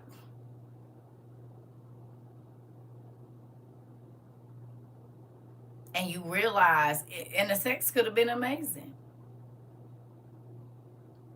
but the feeling is like, it's like you really get to know them once they step down inside your body, or you step down inside. I mean, men, do y'all feel that too? Because I know this ain't just women. People be so intimidated when you know what you want, where you're headed, yep, and what you're not willing to tolerate. On top of you calling them out of their BS, they run fast and do, nephew, and do. And the fact that I'm a what's the name, empath, and I can see her. Oh yeah, they gets it moving. Yes, Robbie, same thing with y'all. Okay. Yep. And like I know, cause my homeboys, man, they was like, man, I should. Man, yes, we feel it too. I do at least. No, I know they do. Cause I'd have homeboys and be like, man, some tell me this about to be a problem. Like I shouldn't have did that. Your husband says yes. Yeah. Yeah. Yeah. You gotta think, all my friends for a long time was dudes. So I know this happens. Like I got buddies that be like, I just can't lay with a woman. I gotta like you. My body don't move for everybody. And I'm like, that's good to hear. Cause you don't hear a lot of men saying that. My body won't move for everybody. Some niggas gonna make it move. You hear me? But as you start to mature, everybody can't touch your body and get the same reaction. Some people can speak to you and your body will move.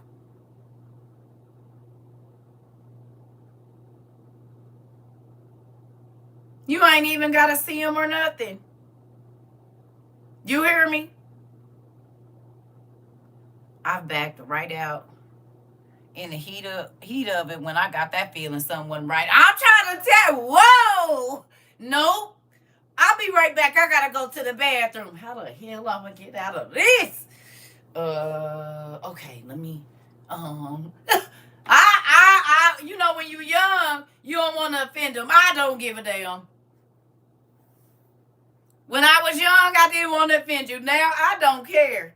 You could be at the door knocking, nigga, and I'ma say, ain't nobody home. Excuse me. No.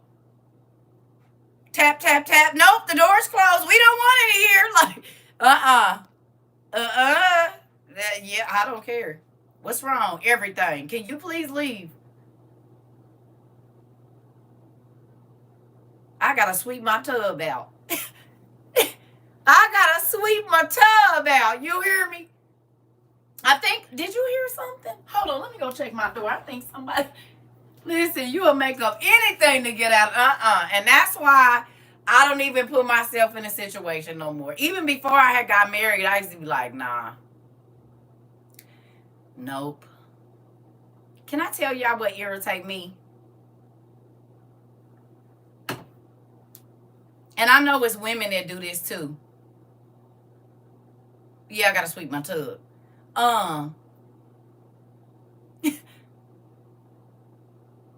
I forgot to do that this morning. I got to sweep my tub out. I'm going to go do that right now. But the slimy person that try to act like they don't want intimacy from you, right?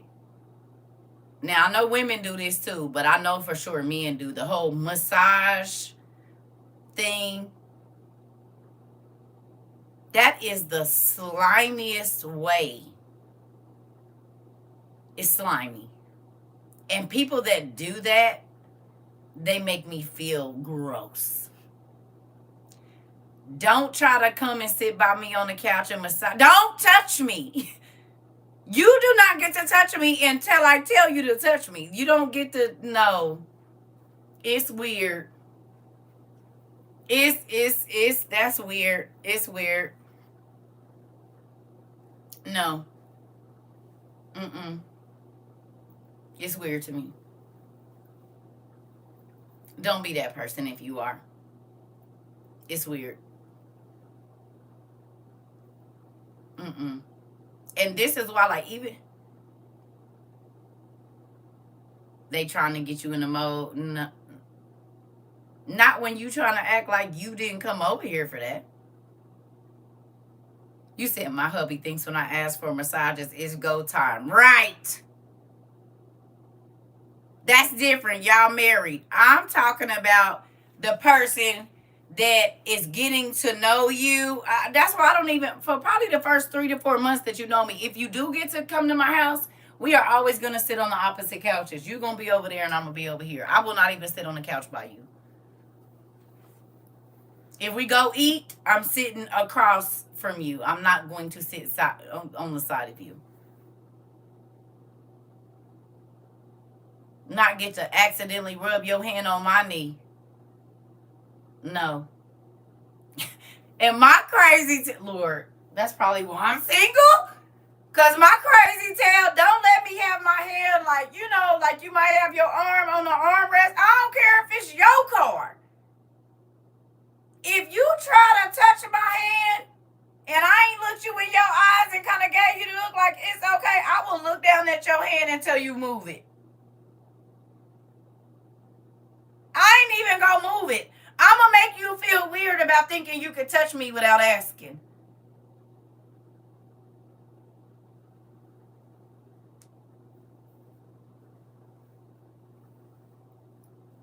No, with my husband or a person I'm with, I will sit on the same side. But if I don't know you and we're not like actively dating, no, why would my thigh need to be so close to your thigh?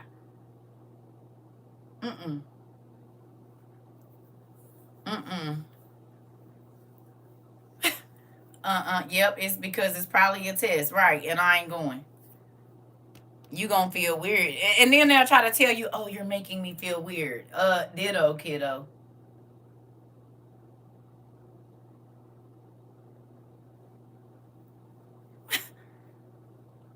That's why first dates, I'm not going to eat. Hit them with that eye contact. My ceiling was my catchphrase. Come on. I don't want to go eat with you on the first day. I'm going to say let's go to the park or something where you ain't got to spend no money. I want to see if you're going to talk to me. We can't talk if we eating. Your mouth full.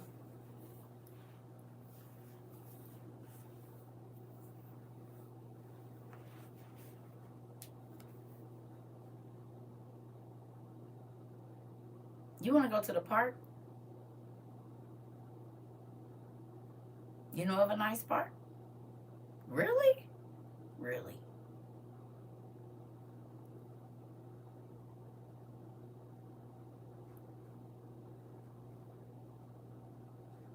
Because I want to see what you're going to talk about. If we are going to date seriously, we need to be able to communicate.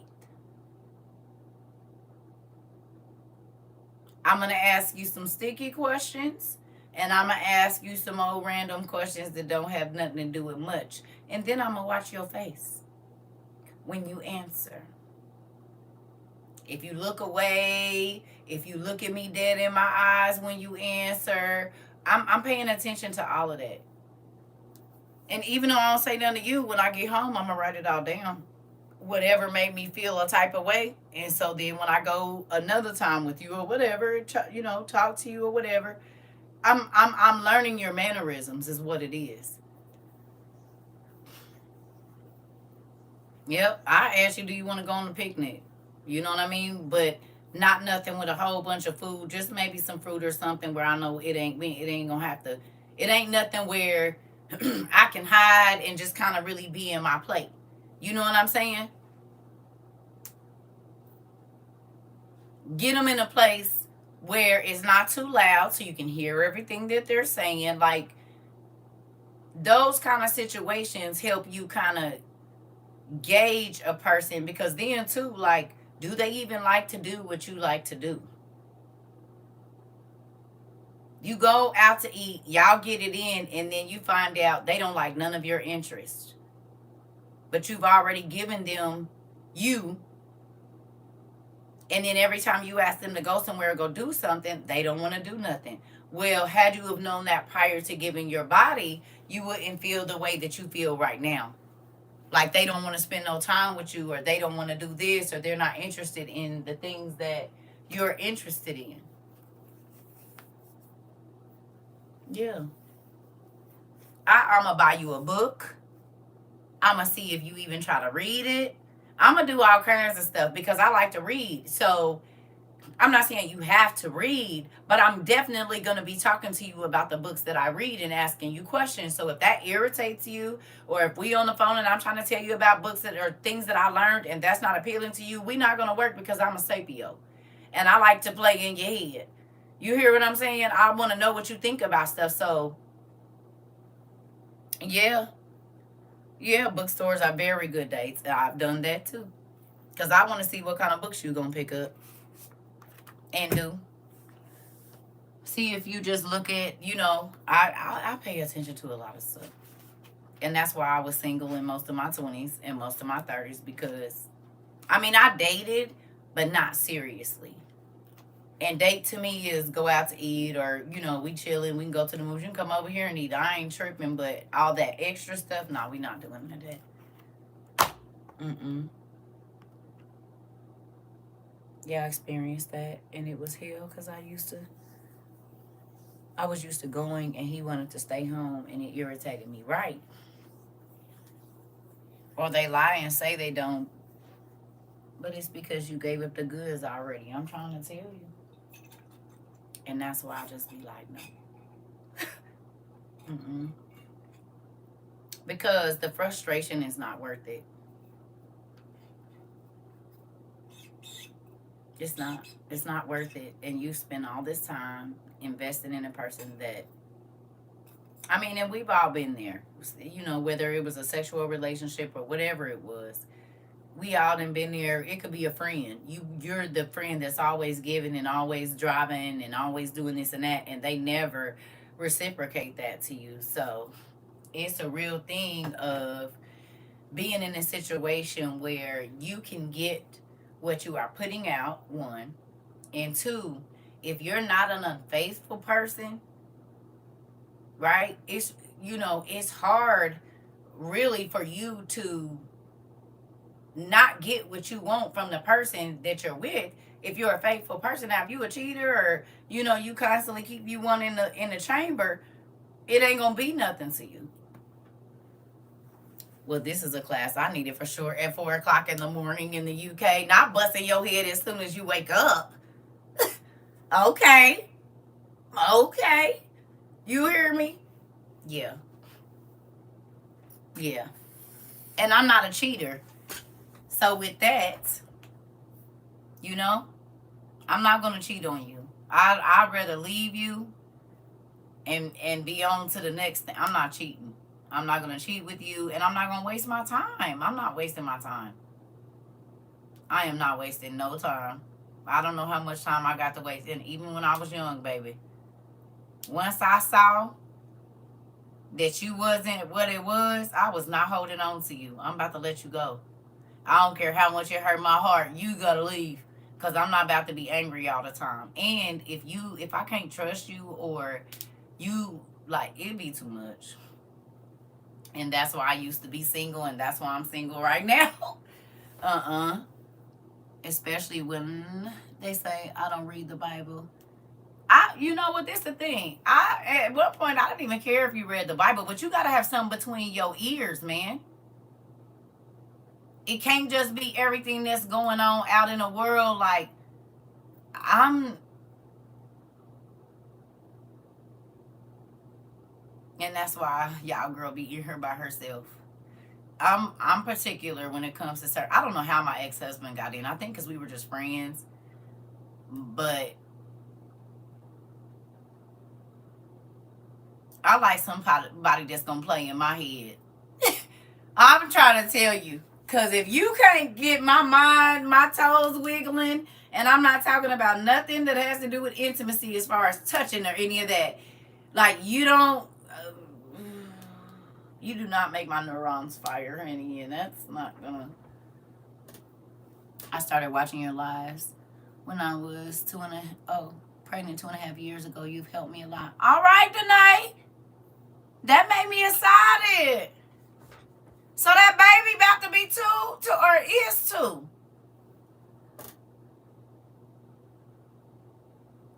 We got us another circle little. Hi, pumpkin. Listen. Stimulate my mind. You auntie. No. Mari, if you still here, get your auntie. She said hot water. I said I was not going to say it. She said, yep, you don't have to worry about that if you just take a nice hot bath, get you some hot water. Get your auntie. We is not encouraging none of that either, auntie. She said, you said, I'm going to let her cook. No. Oh, my God. She said it. I said I wasn't going to say nothing earlier. She said, hot water. Shower. Listen, get your auntie. Get her. Tawana, get your auntie.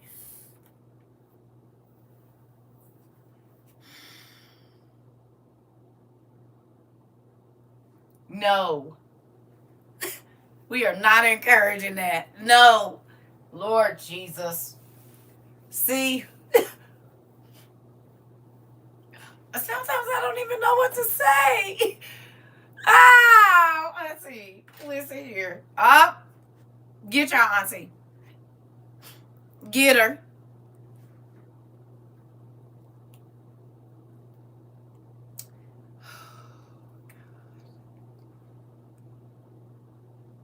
And y'all wonder why. Y'all wonder why? You said put a little more. No, Mari. No. Mari said put a little more on the fire. Go ahead and put a little more in there, auntie. Go ahead. Just you could. No. But for real.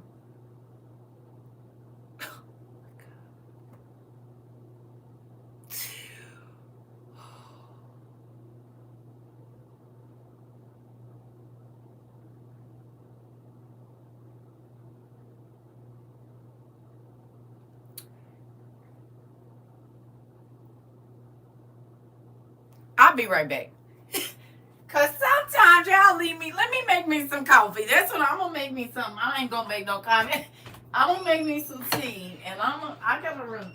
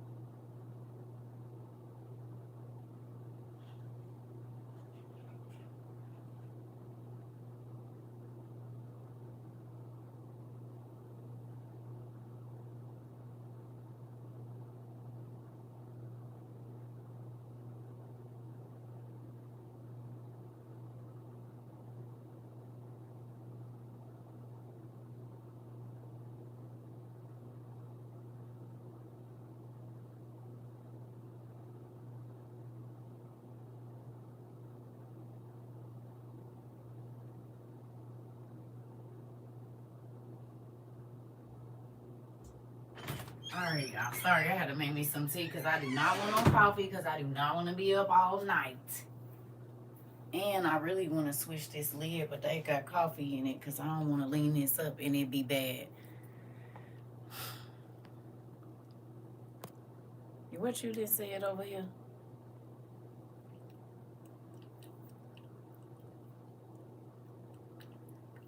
Mari is a whole instigator. I already know. He said put some more on the fire. Listen, ain't nobody. Listen, I already know. But this is the thing, y'all. Hopefully, the conversations we have here from my young people and from my older people, because situations don't have an age limit or whatever it is, and we all go through different things at different times in life. Everybody don't experience the exact same thing at the exact same time. You can learn from other people's experiences, and then also as you grow and as you level up, there are going to be more things that you have to let go of or that you have to realize. You know what I'm saying? And I think, like for me, I know the problem that I run into is, people don't think I'm real. And what I mean by that is they are so used to being around people that lie and say whatever you want to hear, that tell you whatever you want to hear. And it's so funny because I used to say this all the time, and my son just said it to me tonight. And it's crazy. He said, "Mom, people don't believe I don't have no reason to lie to you. Like, I'm gonna tell you the truth." Like, he was like, they so used to people lying to them and whatever else. He was like, and then a lot of times they realize it too late, and I'd be like, well, I don't know why that sound like a you problem, that you realize that I was good for you too late. I was telling you, I told you, what it is, and I'm sorry that you're not used to people telling you the truth, but that don't got nothing to do with me. And now you think I want to talk to you, but you didn't already show me your true colors and how you move when you on some funny stuff. So now I know how to move, and I know I'm not moving in your way. I won't be moving that way. Yep, even my family, because they're used to liars. I'm trying to tell you facts. I thought the same thing with Chicago. But it's a people thing. Yeah. I've dated people that have come back and been like, I didn't even understand what does that have to do with me? You telling me this like it's about to change my life. It's over. I told you this was going to happen. And that's not even being cocky, because I put 100% into any situation I'm going into. So the fact that you thought it was a game, your loss. Why should I feel? I don't feel nothing. And I don't have too many people that I dated. Like, if I dated you seriously, they still be trying to check on me and see what I'm doing. And I do not be checking for them. And I don't know what social media, I don't care. Especially if you like, I know you kind of be innocent, like you might be married or with somebody for a long. Oh, hey friend, no, not friend, hey friend. Do she know you talking to me? Oh, okay, but then you probably shouldn't. Because if you will do it to her, you will do it to me. And if I dated you already, I don't do that. Get from over here. You know what? That's probably why CERCA been. I mean, it is what it is. Somebody will be able to deal with it. And I'm not going to mistreat you, but I'm not putting up with no dump either. And I've been like this since I was young. And this is why them baby daddies used to be mad, baby, because they thought they had caught them a young, stupid one, baby. As soon as I found that I was pregnant and you wasn't listening to what I had to say, baby, my number was changed. I done moved and everything. Changed jobs and told my mama, you bet not tell him where I'm at or you ain't going to know where I live. I did not play. I can tell if you worth it after the first 2 sentences. I'm trying to tell you. Listen. I was mean. I was mean when I was young. Now I'm just stern and I know what I want. But I knew what I wanted back then. And you young and you date. But baby, I was no nonsense even at 21.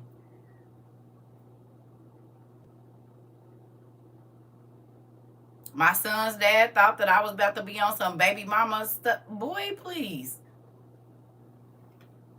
And I was young. He was 11 years older than me. And I wasn't even 17. And I was like, oh, hell no, this ain't my life. I will not be visiting you. I'm not doing none of this. And I cut all that off. You ain't got to worry about it. Because it's a waste of time. What is you wasting your time for? If that person isn't going to give you what you need, you could have been working on yourself. And people make it feel like being by yourself is a bad thing, but a lot of people that's with somebody is stressed the hell out. Because they only with them because they don't want to be by themselves. So they deal with stuff that they wouldn't deal with just not to be lonely. You lonely in your relationship, stupid. Lonely and miserable. Not just lonely, lonely and miserable. That's the even worse feeling, to be in a relationship with somebody and be completely lonely and just feel, oh, hell no. Why you laughing at me? I'm here for the comments. I'm trying to tell you. Who trying to be lonely and miserable? No, I'd rather just be lonely. I'm just learning how to be that way, and I can say it feels good to be able to be stern about what I want, will, and won't settle for. I'm trying to tell you, and that's terrible. I just came on. What you mean? You agree? You said I just walked in the door and I agree.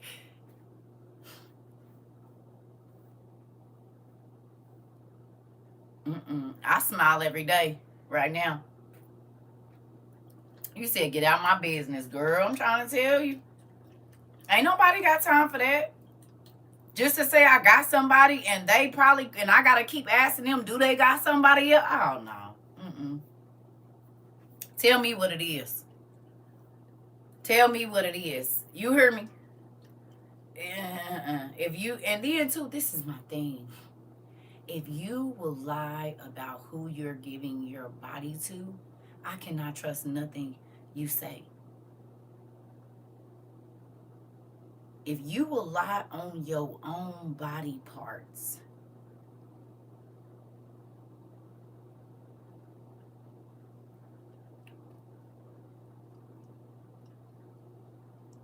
if you're not accountable, because I'm grown. If I want to throw this thing back, I'm going to do that. And I'm going to tell you about it. You see what I'm saying?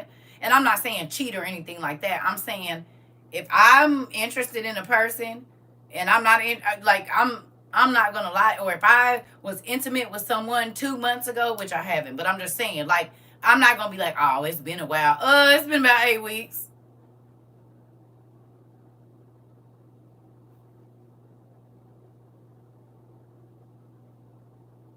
Do you understand me? Because you have a right to know what happened if it's in recent times. Oh, I don't think I have to tell you if I'm sleeping with anybody else. And I don't have to let you in my body, idiot. Who else I'm messing with ain't none of your business. Oh, don't worry about it, because I'm not about to be your business either. You right, it sure ain't. And you ain't got no business calling my phone. It ain't my business, but you want to put your business in me? You damn right it's my business. I don't care.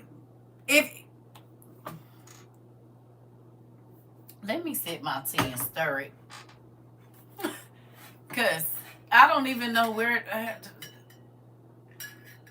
did you come up with this stupid ass logic? And then had a nerve to try to kiss you in your mouth. Boy, if you don't get your ass away from me.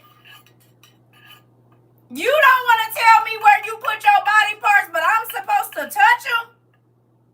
I don't know what kind of hoes is out here nowadays, baby, but that ain't my life. No. I don't feel like I should have to tell you. Oh, good. And I don't feel like I got to give you none. You done lost your damn mind. You said, oh my God, I'm crying. Listen, it's a reality. And people be going for that crazy stuff too.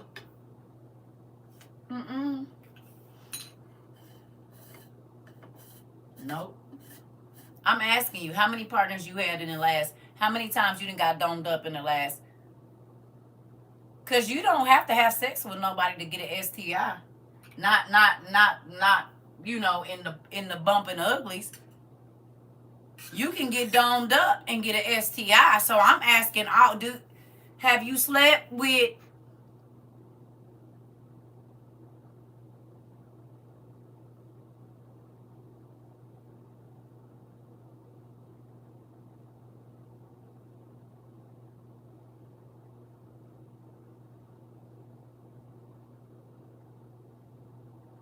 I'm asking all the ugly questions.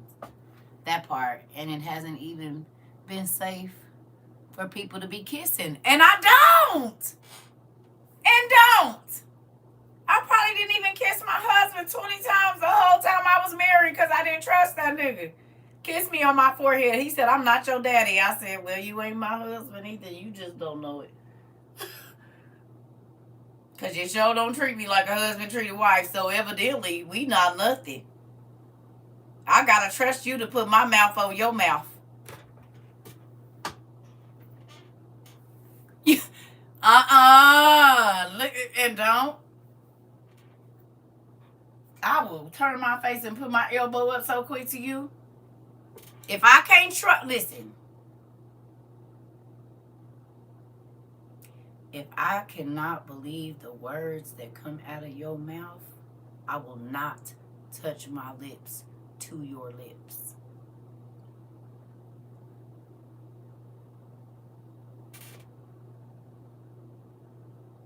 Do you hear me?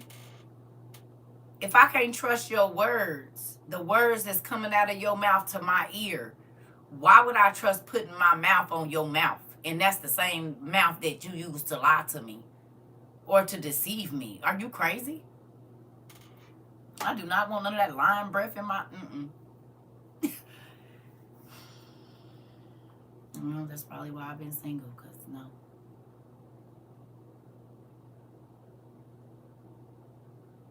My 2 serious relationships, once the trust went out the window, I was not kissed. If you don't get your...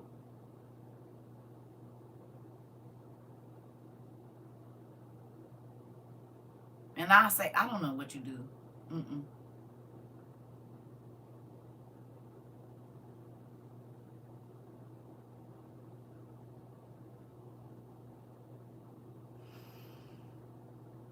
I think I'm going to be single till I die.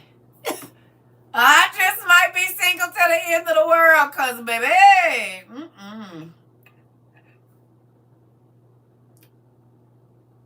y'all can have this dating world. I'm cool. And people want you to just take anything too. That's the crazy thing. They want you to take whatever lies they got to give out, whatever.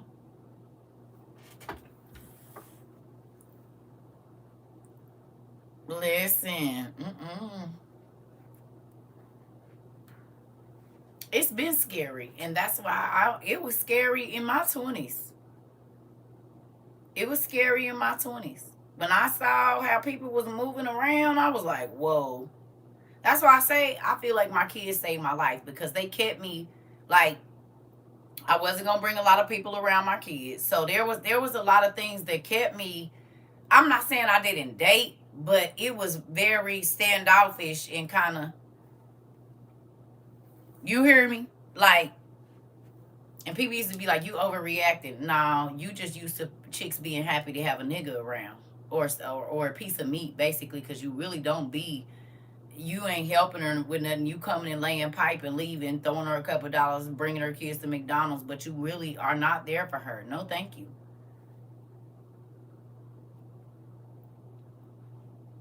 Listen, it's a reality, because after the sex, what do you offer? And I'm not talking about finances. What else can you add to my life besides a good time? And some of y'all just be doing it because it don't be a good time.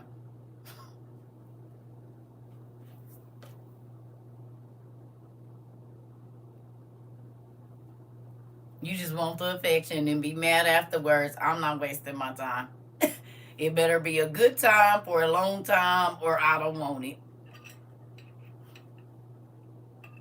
And I'm not talking about in the evening. This needs to be an extended thing. So if it's not, I don't want no temporary passes to no fun parks. No, thank you. I need a lifetime pass to this ride, honey. What you mean? To the water slide, to everything. And if I can't get a lifetime pass, I don't want it. You said 60 and single. I'm telling you, auntie. And people try to make it like if you single, it's something wrong with you. No. Yeah, you're right. The thing that's wrong with me is I'm not taking whatever you got to dish out. Ain't. I am not that hard up for no spouse that I'm about to sit here and let you just do whatever. I will be single first. And that's been my motto really most of my life. And it's crazy, but you know what? Like I said, the people that I dated, they always came back and I was like, I just wasn't ready, or, I didn't really realize, well, that I just be trying to figure out what they got to do with me. I mean, I'm happy you telling me now, but that ain't about to make me go again. I'm good. Don't worry about it. I don't even think about how we used to be. Now, that hedge, he's a little bit different story. But I don't call or check or go looking or nothing either. It'll fade away after a while. And the only reason I feel like that about him, that I still think about him, is because of his energy. I have not met many people, not just man or woman, people that have the type of energy. Like, most people don't calm me. You know what I'm saying? And he did. And so that is one of the attributes that if God allows me to be married again, I want that. Because a lot of people don't bring peace to your life.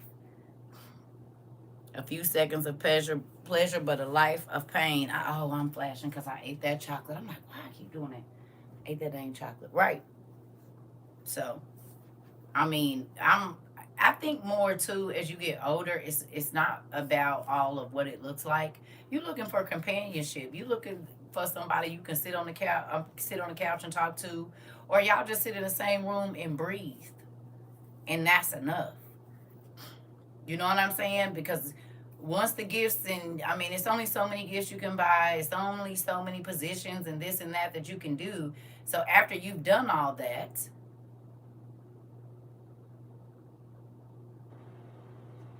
you have to be able to be that person's friend. And if you don't want to be my friend first, you don't want to be with me, you don't want to be intimate with me, because like, you don't want to take the time to get to know me. You just think that, okay, I didn't talk to you for a month, so I'm supposed to let you inside my body, bro. Where do they do that at? You in my house now. I just told a guy this last night. Exactly. Share conversation, talk some smack, laugh. Right. Why we can't just chill? Why do it always got to be just because you a man and I'm a woman, you think you supposed to be touching all over me and stuff? Like, no. And that's why I don't. I lose interest very quickly, so that's why it's not hard for me not to be intimate with a person, because we probably can't get through 3 phone calls. So you never get the chance to see me again. Like, if I met you out and gave you my number, if I don't enjoy our first 3 phone calls, I won't be having any more. Most people don't make it through the first or second one. And I probably ain't even going to tell you I'm not going to talk to you. I'm just going to block you.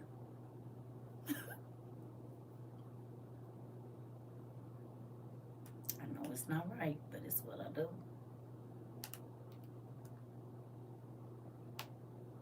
Saves me a lot of heartache and stressing about what, David? I'm trying to tell you. I don't even be telling them. I done blocked you while we on the phone.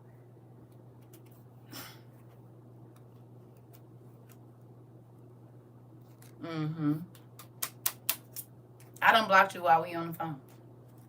You don't know it, but I done already went to your name and hit block. So as soon as I hang up, you ain't even gonna be able to send me nothing. Wonder twin powers activate, form, and end. Come on.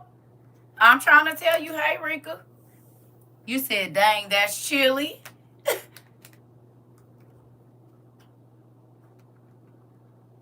It's a reality.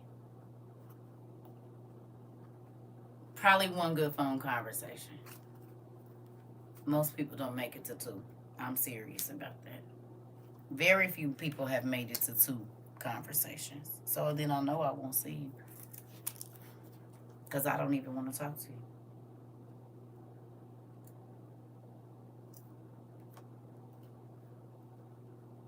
I'm not wasting my time. And I was like that when I was young. You said I need a sweater for that coldness. One of my friends used to tell me I had ice water running through my veins. He used to call me the ice princess.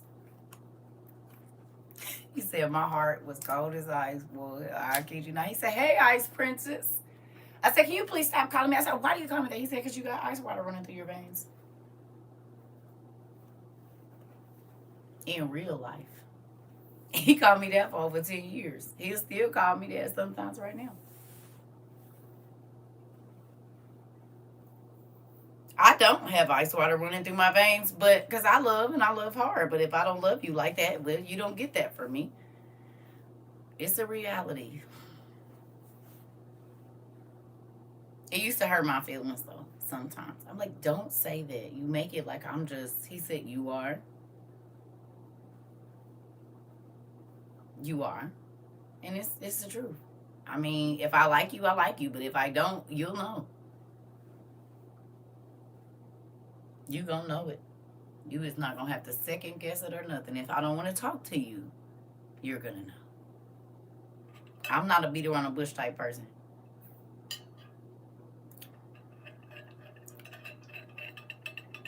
I ain't. I'm not doing none of that. You feel misunderstood at times. I used to. I don't feel misunderstood now because I realize that people that are trying to get over on you, they're always going to try to make you feel like you're doing too much or you're crazy or you're overreacting, you're putting too much into it, and they just don't, they don't have the capacity, mental, physically, emotionally, whatever. They don't have it. And so then they try to make you feel bad. And so then you start dumbing yourself down or going against your ground rules of what you're going to accept, and then you just constantly are sacrificing, and yet they not giving nothing. Oh, hell no. I don't like the casino. You know why I don't like the casino? Because it's a possibility I could come in here with something and leave with nothing. And that to me, oh no, I need a receipt and I need to have something in my hand for my change. I don't play like that. And that's why like going to the casino ain't never been a thing for me because baby, I need to know that I'm coming home with more. If that ain't a guarantee, then I won't be doing it.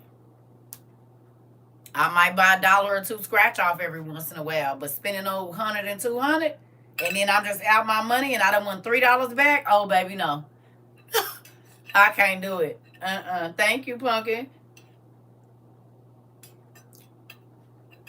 You always gonna be in an emotional deficit if you do that. It amazes me to see how many men are stuck in the past and miserable. Women too. Every conversation is on repeat. It's a trilogy forever. I'm trying to tell you. Your price is way too high. You need to cut it. No.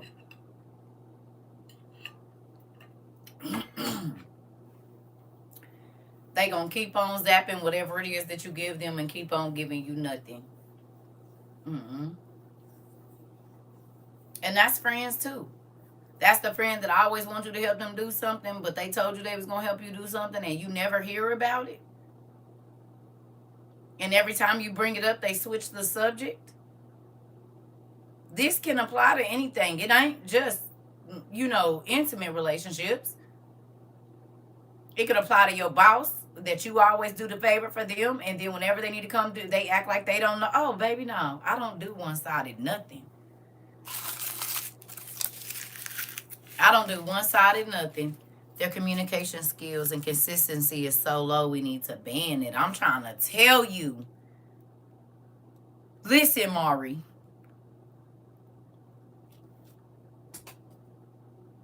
And then, like I said, if I can't see myself wiping your butt, if you can't do it yourself, I have to envision myself being able to clean your poop off of your tail. And if I can't do that, I don't even give it any more time. Excuse me, sir, I need to see your butt. Excuse me, I'm going to need to see your butt. You can hide everything else. I just need to know that I'll be able to wipe it and love you enough to clean your ass up if you can't do it. And this is how I've been thinking like that since before I was 25. If I can't see me wiping your ass, I don't want to give you none. You got one time with me and don't follow through, then it's a wrap for me. I'm trying to tell you. But people don't think about that. If y'all gonna be together forever and your partner gets to a point where they cannot do that for themselves and y'all don't have the money to send them to a place, or who gonna do it?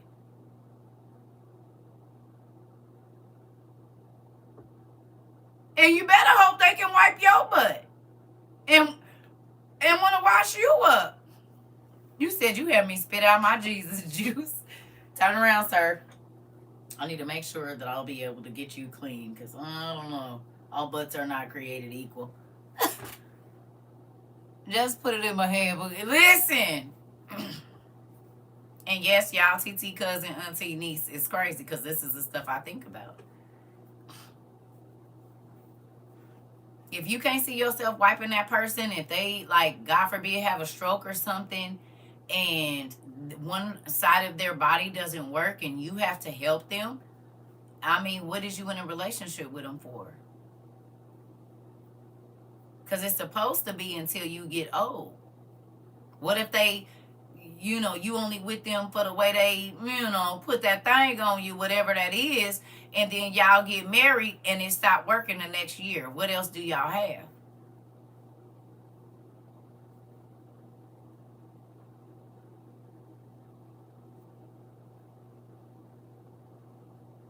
In real life.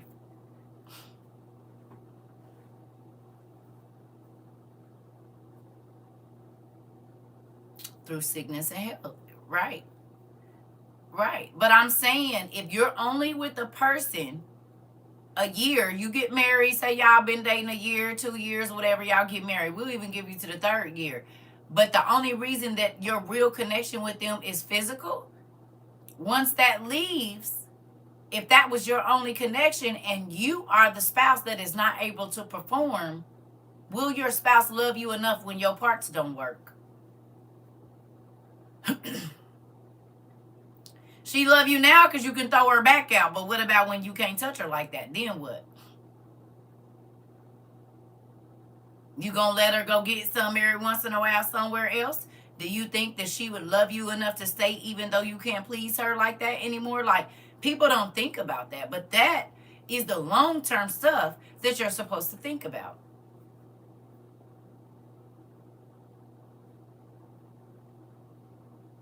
And if you a right now person,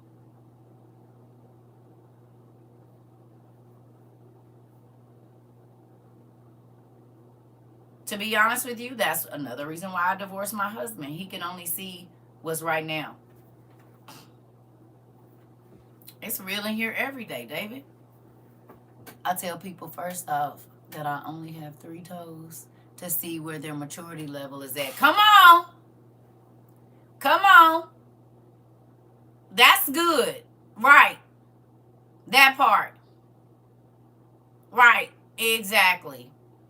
I'm going to tell you all the ugly stuff first, because if you can't handle it, then go on out of here.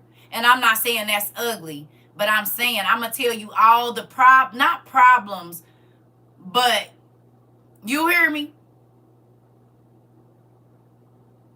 Everything that I feel like could run you off, I'm going to tell you in the beginning. If you stay past that, you hear me? The real stuff, the ugly stuff, because how many people's relationships, and all of it, the good, bad, and the ugly, right? Right. No.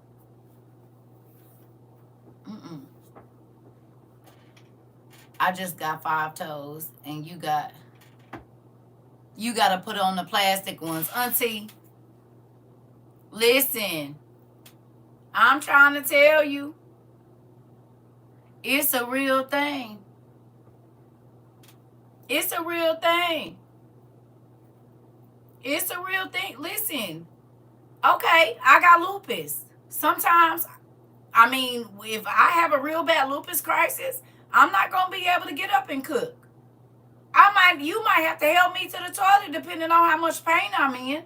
Some people are not willing to put that work in. You hear me? Like, okay, I saw a young dude. Yes, I saw a young dude on TikTok, and you know what he said? He said he won't date a woman with a BBL. He said, because I know that when it's time for all of that stuff to start coming out, or you have to be having all these procedures, he said, I already know I'm not going to want to deal with that. I'm not going to want to go through all that with you. He said, so I won't date a woman with a BBL, because if she starts to have medical issues, I already know I'm not sticking through for that. He said, so I only want to date a woman with a natural body. Not that she can't get sick. You know what I'm saying? Not that she can't get sick and something happen after, to just a natural woman. He was like, but I already know. He said, if I'm going to be dating you, I'm thinking long term. So I know just from seeing the pattern of what's been going on already, he was like, I already know I'm not gonna stick with it through that. You know, he was like, so I make sure I ask him, you know, is it natural? Because if something happens, I'm not going to be with you for surgeries and all of that kind of stuff. He already said it. So, and some chicks might get mad at that, but at least he's being honest, because he's telling you, I want to be with you long term. And long term, I know these are things I can't deal with. You have to respect that.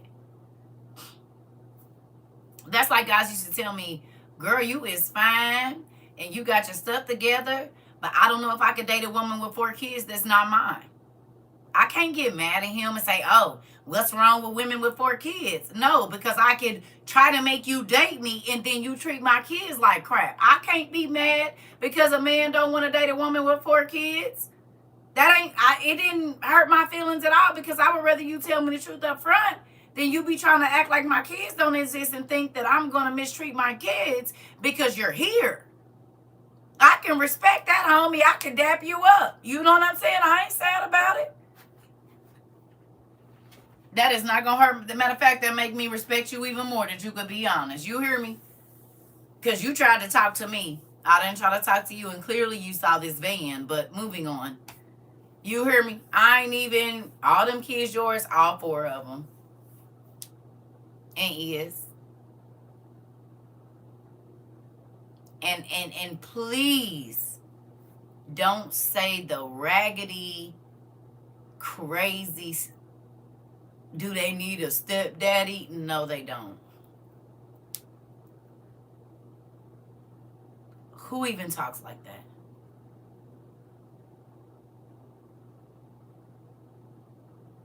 You think that's something that's gonna what? How many chicks you done said that to today? Because some niggas want to date a chick that got kids because they know she gonna cook every day, and, you know, she got to be at the house with the kids, and, you know, that type thing. She gonna keep a roof over her head. Like, what you cooking tonight? Whatever you buying. What you mean? What you mean? I asked you what you was cooking, and I asked you whatever you buying. Bring it over here. I'll make it for you with what you cook for your family. What I cook for my family ain't got nothing to do with you. I cook for my kids and me. But if you want me to make you something, you'll need to go to the store and buy it. I'll cook whatever you want.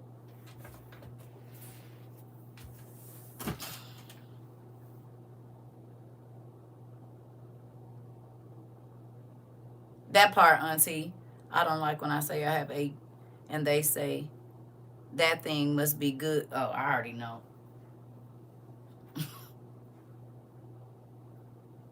Yep. You said you on your way, huh? Good. What you bringing? He said, I'm on my way. I got my bag. I got my groceries. Up, bring the cornmeal if you want some fish. Okay, you're going to need to bring the cornmeal and some grease. Because I'm out.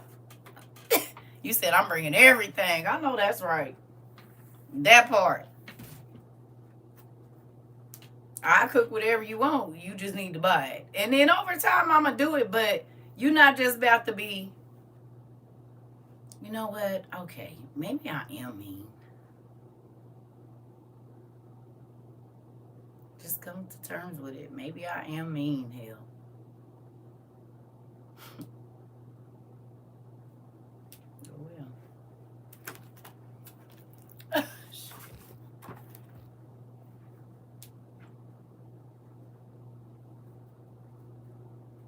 Oh well.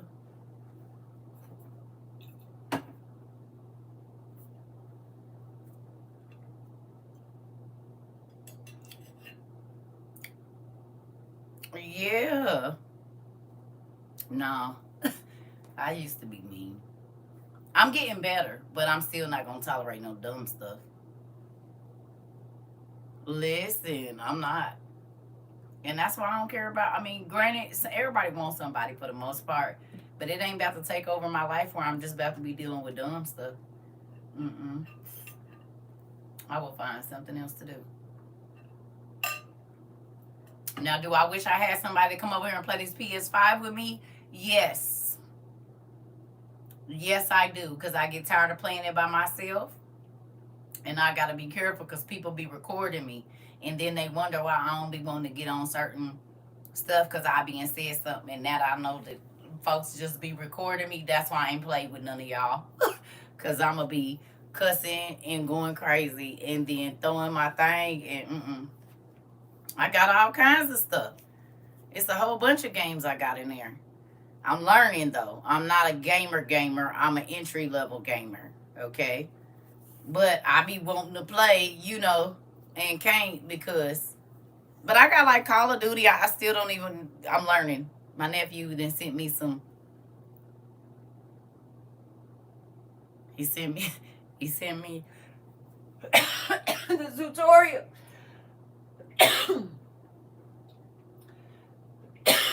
He didn't send me the tutorial. I know you was... Look! I knew he was about to put them eyes over there. I knew it.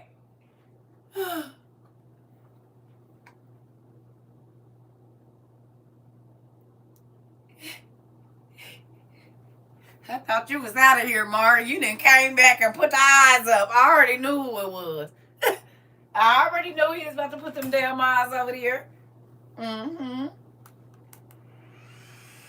I already knew it. Because that's the one I'm talking. He already know. He the one that sent me over. Auntie, go look up your tutorials and whatnot. I got something in my eye. What the heck? When I'm supposed to do it is the thing. I said I'm going to play my game tomorrow.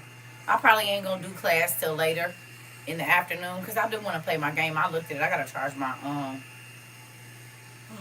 got to charge my controllers. Matter of fact, I'm about to get off here now. We done been on here 3 hours again. This one will be going to bed till 3 o'clock in the morning.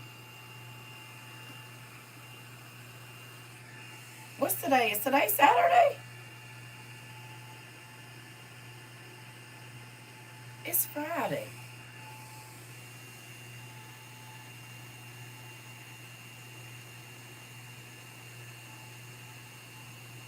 Yeah. Okay. That's my buddy. Just told me he gonna cook for me. Hallelujah. Salvation and glory. My buddy that live here, the one that took me to go get my to go deliver all the stuff. And it's crazy because I thought about calling him yesterday, like, hey, what are you cooking? Because he got a whole bunch of kids and he always cooking. You hear me?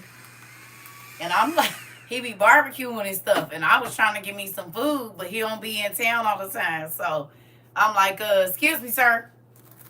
You ain't cooking or nothing? Well, he texted me and was like, I just checking on you, make sure you're all right. I'm good, but are you cooking? Are you cooking? That's my buddy that lost his son. Y'all remember I was asking y'all to pray for him? My friend of 13 years. Actually, it's more than that now. No. I don't know. It's been a long time. Hell, them kids was 4 and 5 and now they 21. So 15, 16 maybe. I don't know. Yeah, but he be cooking. Cooking. And even though we fall out and whatever else, because he's, he is an Aquarius man. And he finally told me, you the only person that's crazy enough to talk crazy to me. I said, yeah, because you got short man's complex. And my chest is just as big as yours, nigga. He'll try to raise his voice. I'll be like, who is you talk, boy? Anyway. Everybody else be all shaking in their boots. I said, nigga, you do not scare me. And I keep on walking. He said, no, you gonna listen to me. I said, actually, I'm not. You can boss everybody else around. You don't boss me around. And that's how we have stayed friends, because I check him and put him in his place. Mm-mm. And he'll get mad and hang up. I don't care. And I get mad and hang up too. We friends. I don't got to talk to you and you don't got to talk to me. We didn't talk for like 2-3 years. This is the person that was supposed, that's the man that was supposed to start the church. And I came down here to be an associate pastor. That's him. The assistant pastor, he was going to start a church. This is the whole reason I came here, to start a church. Help him start his church. And then I was going to get my business up and running. That's him. The one I be telling y'all about, that's the man right there. So when I tell y'all I know pastors and they be my friends and I talk crazy to them and y'all be calling them reverend and I be calling them nigga, please. That's one of them. That's one of them right there. There's a pastor right there. I be trying to tell y'all. They're my friends. I talk crazy to them. I don't.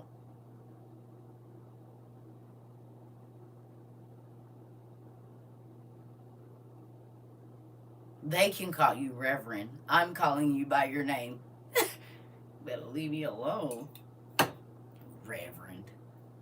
Boy, please. Your name is Petey. Ain't. But you can make some food, Reverend. You can minister on that grill if you want to.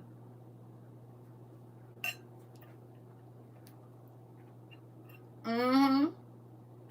I did tell y'all about him before. That's why I be telling you, I don't. Because, girl, I have to go off on him. I have to cuss him smooth out. Because he's so used to running everything. You don't run me. You don't tell me what to do. I don't care about your opinion. You come over here for me to talk crazy, or you call me for me to talk crazy to you. I already know what it is. Because won't nobody else do it. I'm always available for that. I'm available to talk crazy to you any day you need me to. And he told me, you're the only person that'll talk crazy. And will. I'm not scared of you. Reverend. You do not make me shake in my boots. That's them, not me.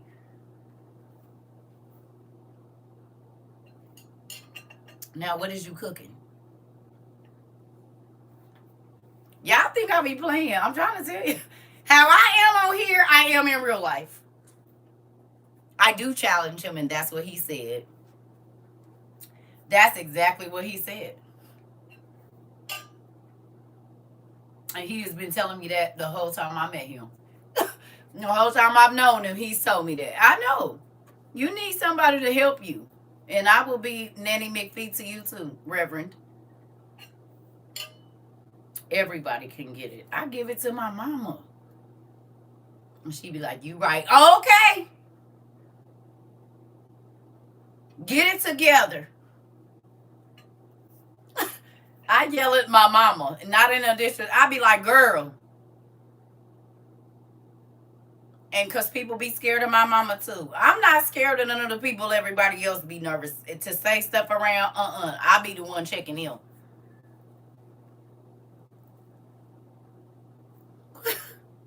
and do.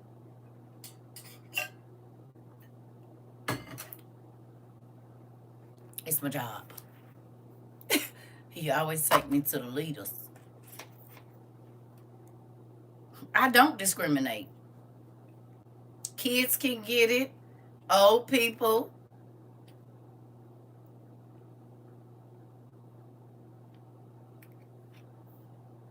Don't act up then. Don't do it to yourself. Just leave it. Let me inspect you and make sure you ain't got no attitude over there. Let me see. Let me look in your ears and make sure you ain't thinking nothing crazy so you don't say nothing crazy. What kills me is they always call or want to talk to me. And then when I bust them in their head to the white meat, now they got an attitude and I don't hear from them for however long. Because they be mad, but it's like, but y'all be calling me. Y'all be asking me what I'm doing. I don't be calling you and asking you what you doing. But then you want to make it like I'm the problem. Well, quit calling me then. Why are you calling me? Because you know what I'm going to say. You already know how I am. I have not changed. I'm the same. And I'm going to continue to be that way. So I think people call me when they need a swift kick. Because most people going to tell them what they want to hear for real. And I think when people want the truth, they call me. Because they know I'm not going to sugarcoat. I'll be like, you want it soft or hard? That's what I'm going to ask you. You want it soft or you want it hard? I can go on and give it to you straight. Push it straight on through. Or do you need me to ease you into this? You just tell me which one is more comfortable for you. Because you going to get it either way.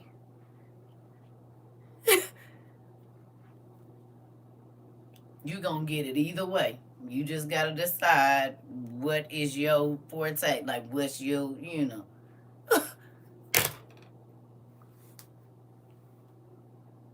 Either way. I'm about to go. I love y'all. About to go get my bed. I'll see y'all later. Probably, I don't know if I'm going to see y'all early tomorrow or late. Because I really do want to lay in my bed and play my game. Because I haven't been able to do that. And I've been working a lot. So I might take tomorrow off. I don't know. You said, oh, please, it's never soft. Oh, yes, I do. It is. I can't give it to y'all soft on here because you all are roughnecks. Y'all was rough and tough with your Afro puffs when you came over here. So I had to skull drag y'all and get y'all prepared. Now I'm softer than I used to be, but you all had to be skull drug into submission. Took me a while. I was dealing with the wild thornberries.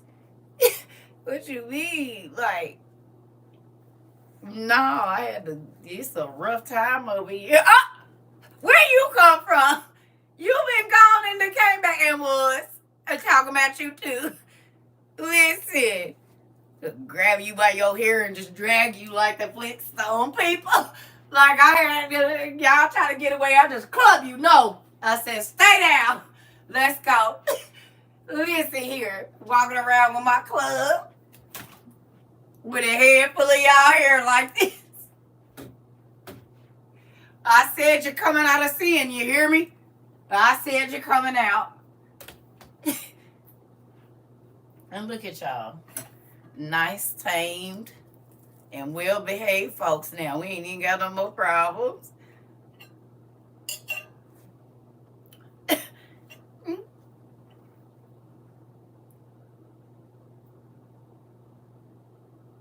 If I would have been slow walking, y'all would not be right here. I had to hit y'all hard and fast, honey. He said I'm a problem child. That part. Anyway, I don't know. I shouldn't have ate them chocolate cookies. Look at my sweaty armpits. Y'all see them?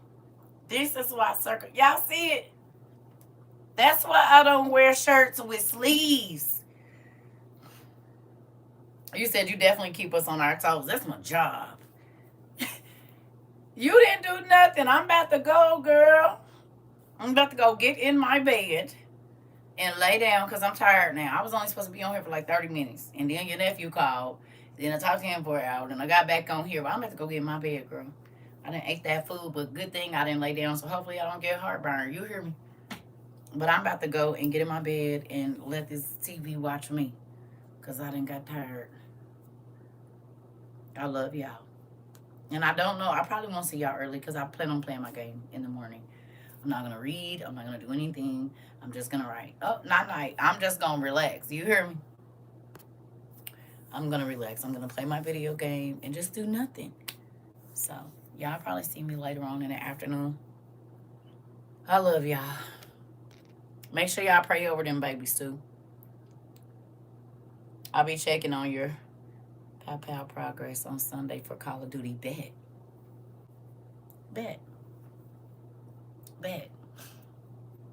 Okay. Because I got to learn where to shoot on that game, baby. I don't even know where I be shooting the people that's on my team. So, there's that. Yeah, I love y'all. Probably going to do my VR tomorrow, too, because I haven't played Iron Man in a minute. I think I want to play my Iron Man, though. That's really what I want to do. I want to play that Iron Man. Remember I told you I almost fell into my drawer, my shelf. So I was like, I'm going to wait. But I think I got a better, whatever on it. So we'll see. I was leaning forward trying to fly like this and forgot I was sitting on my bed and damn near knocked myself out. You got to be careful on the VR game. So we'll see.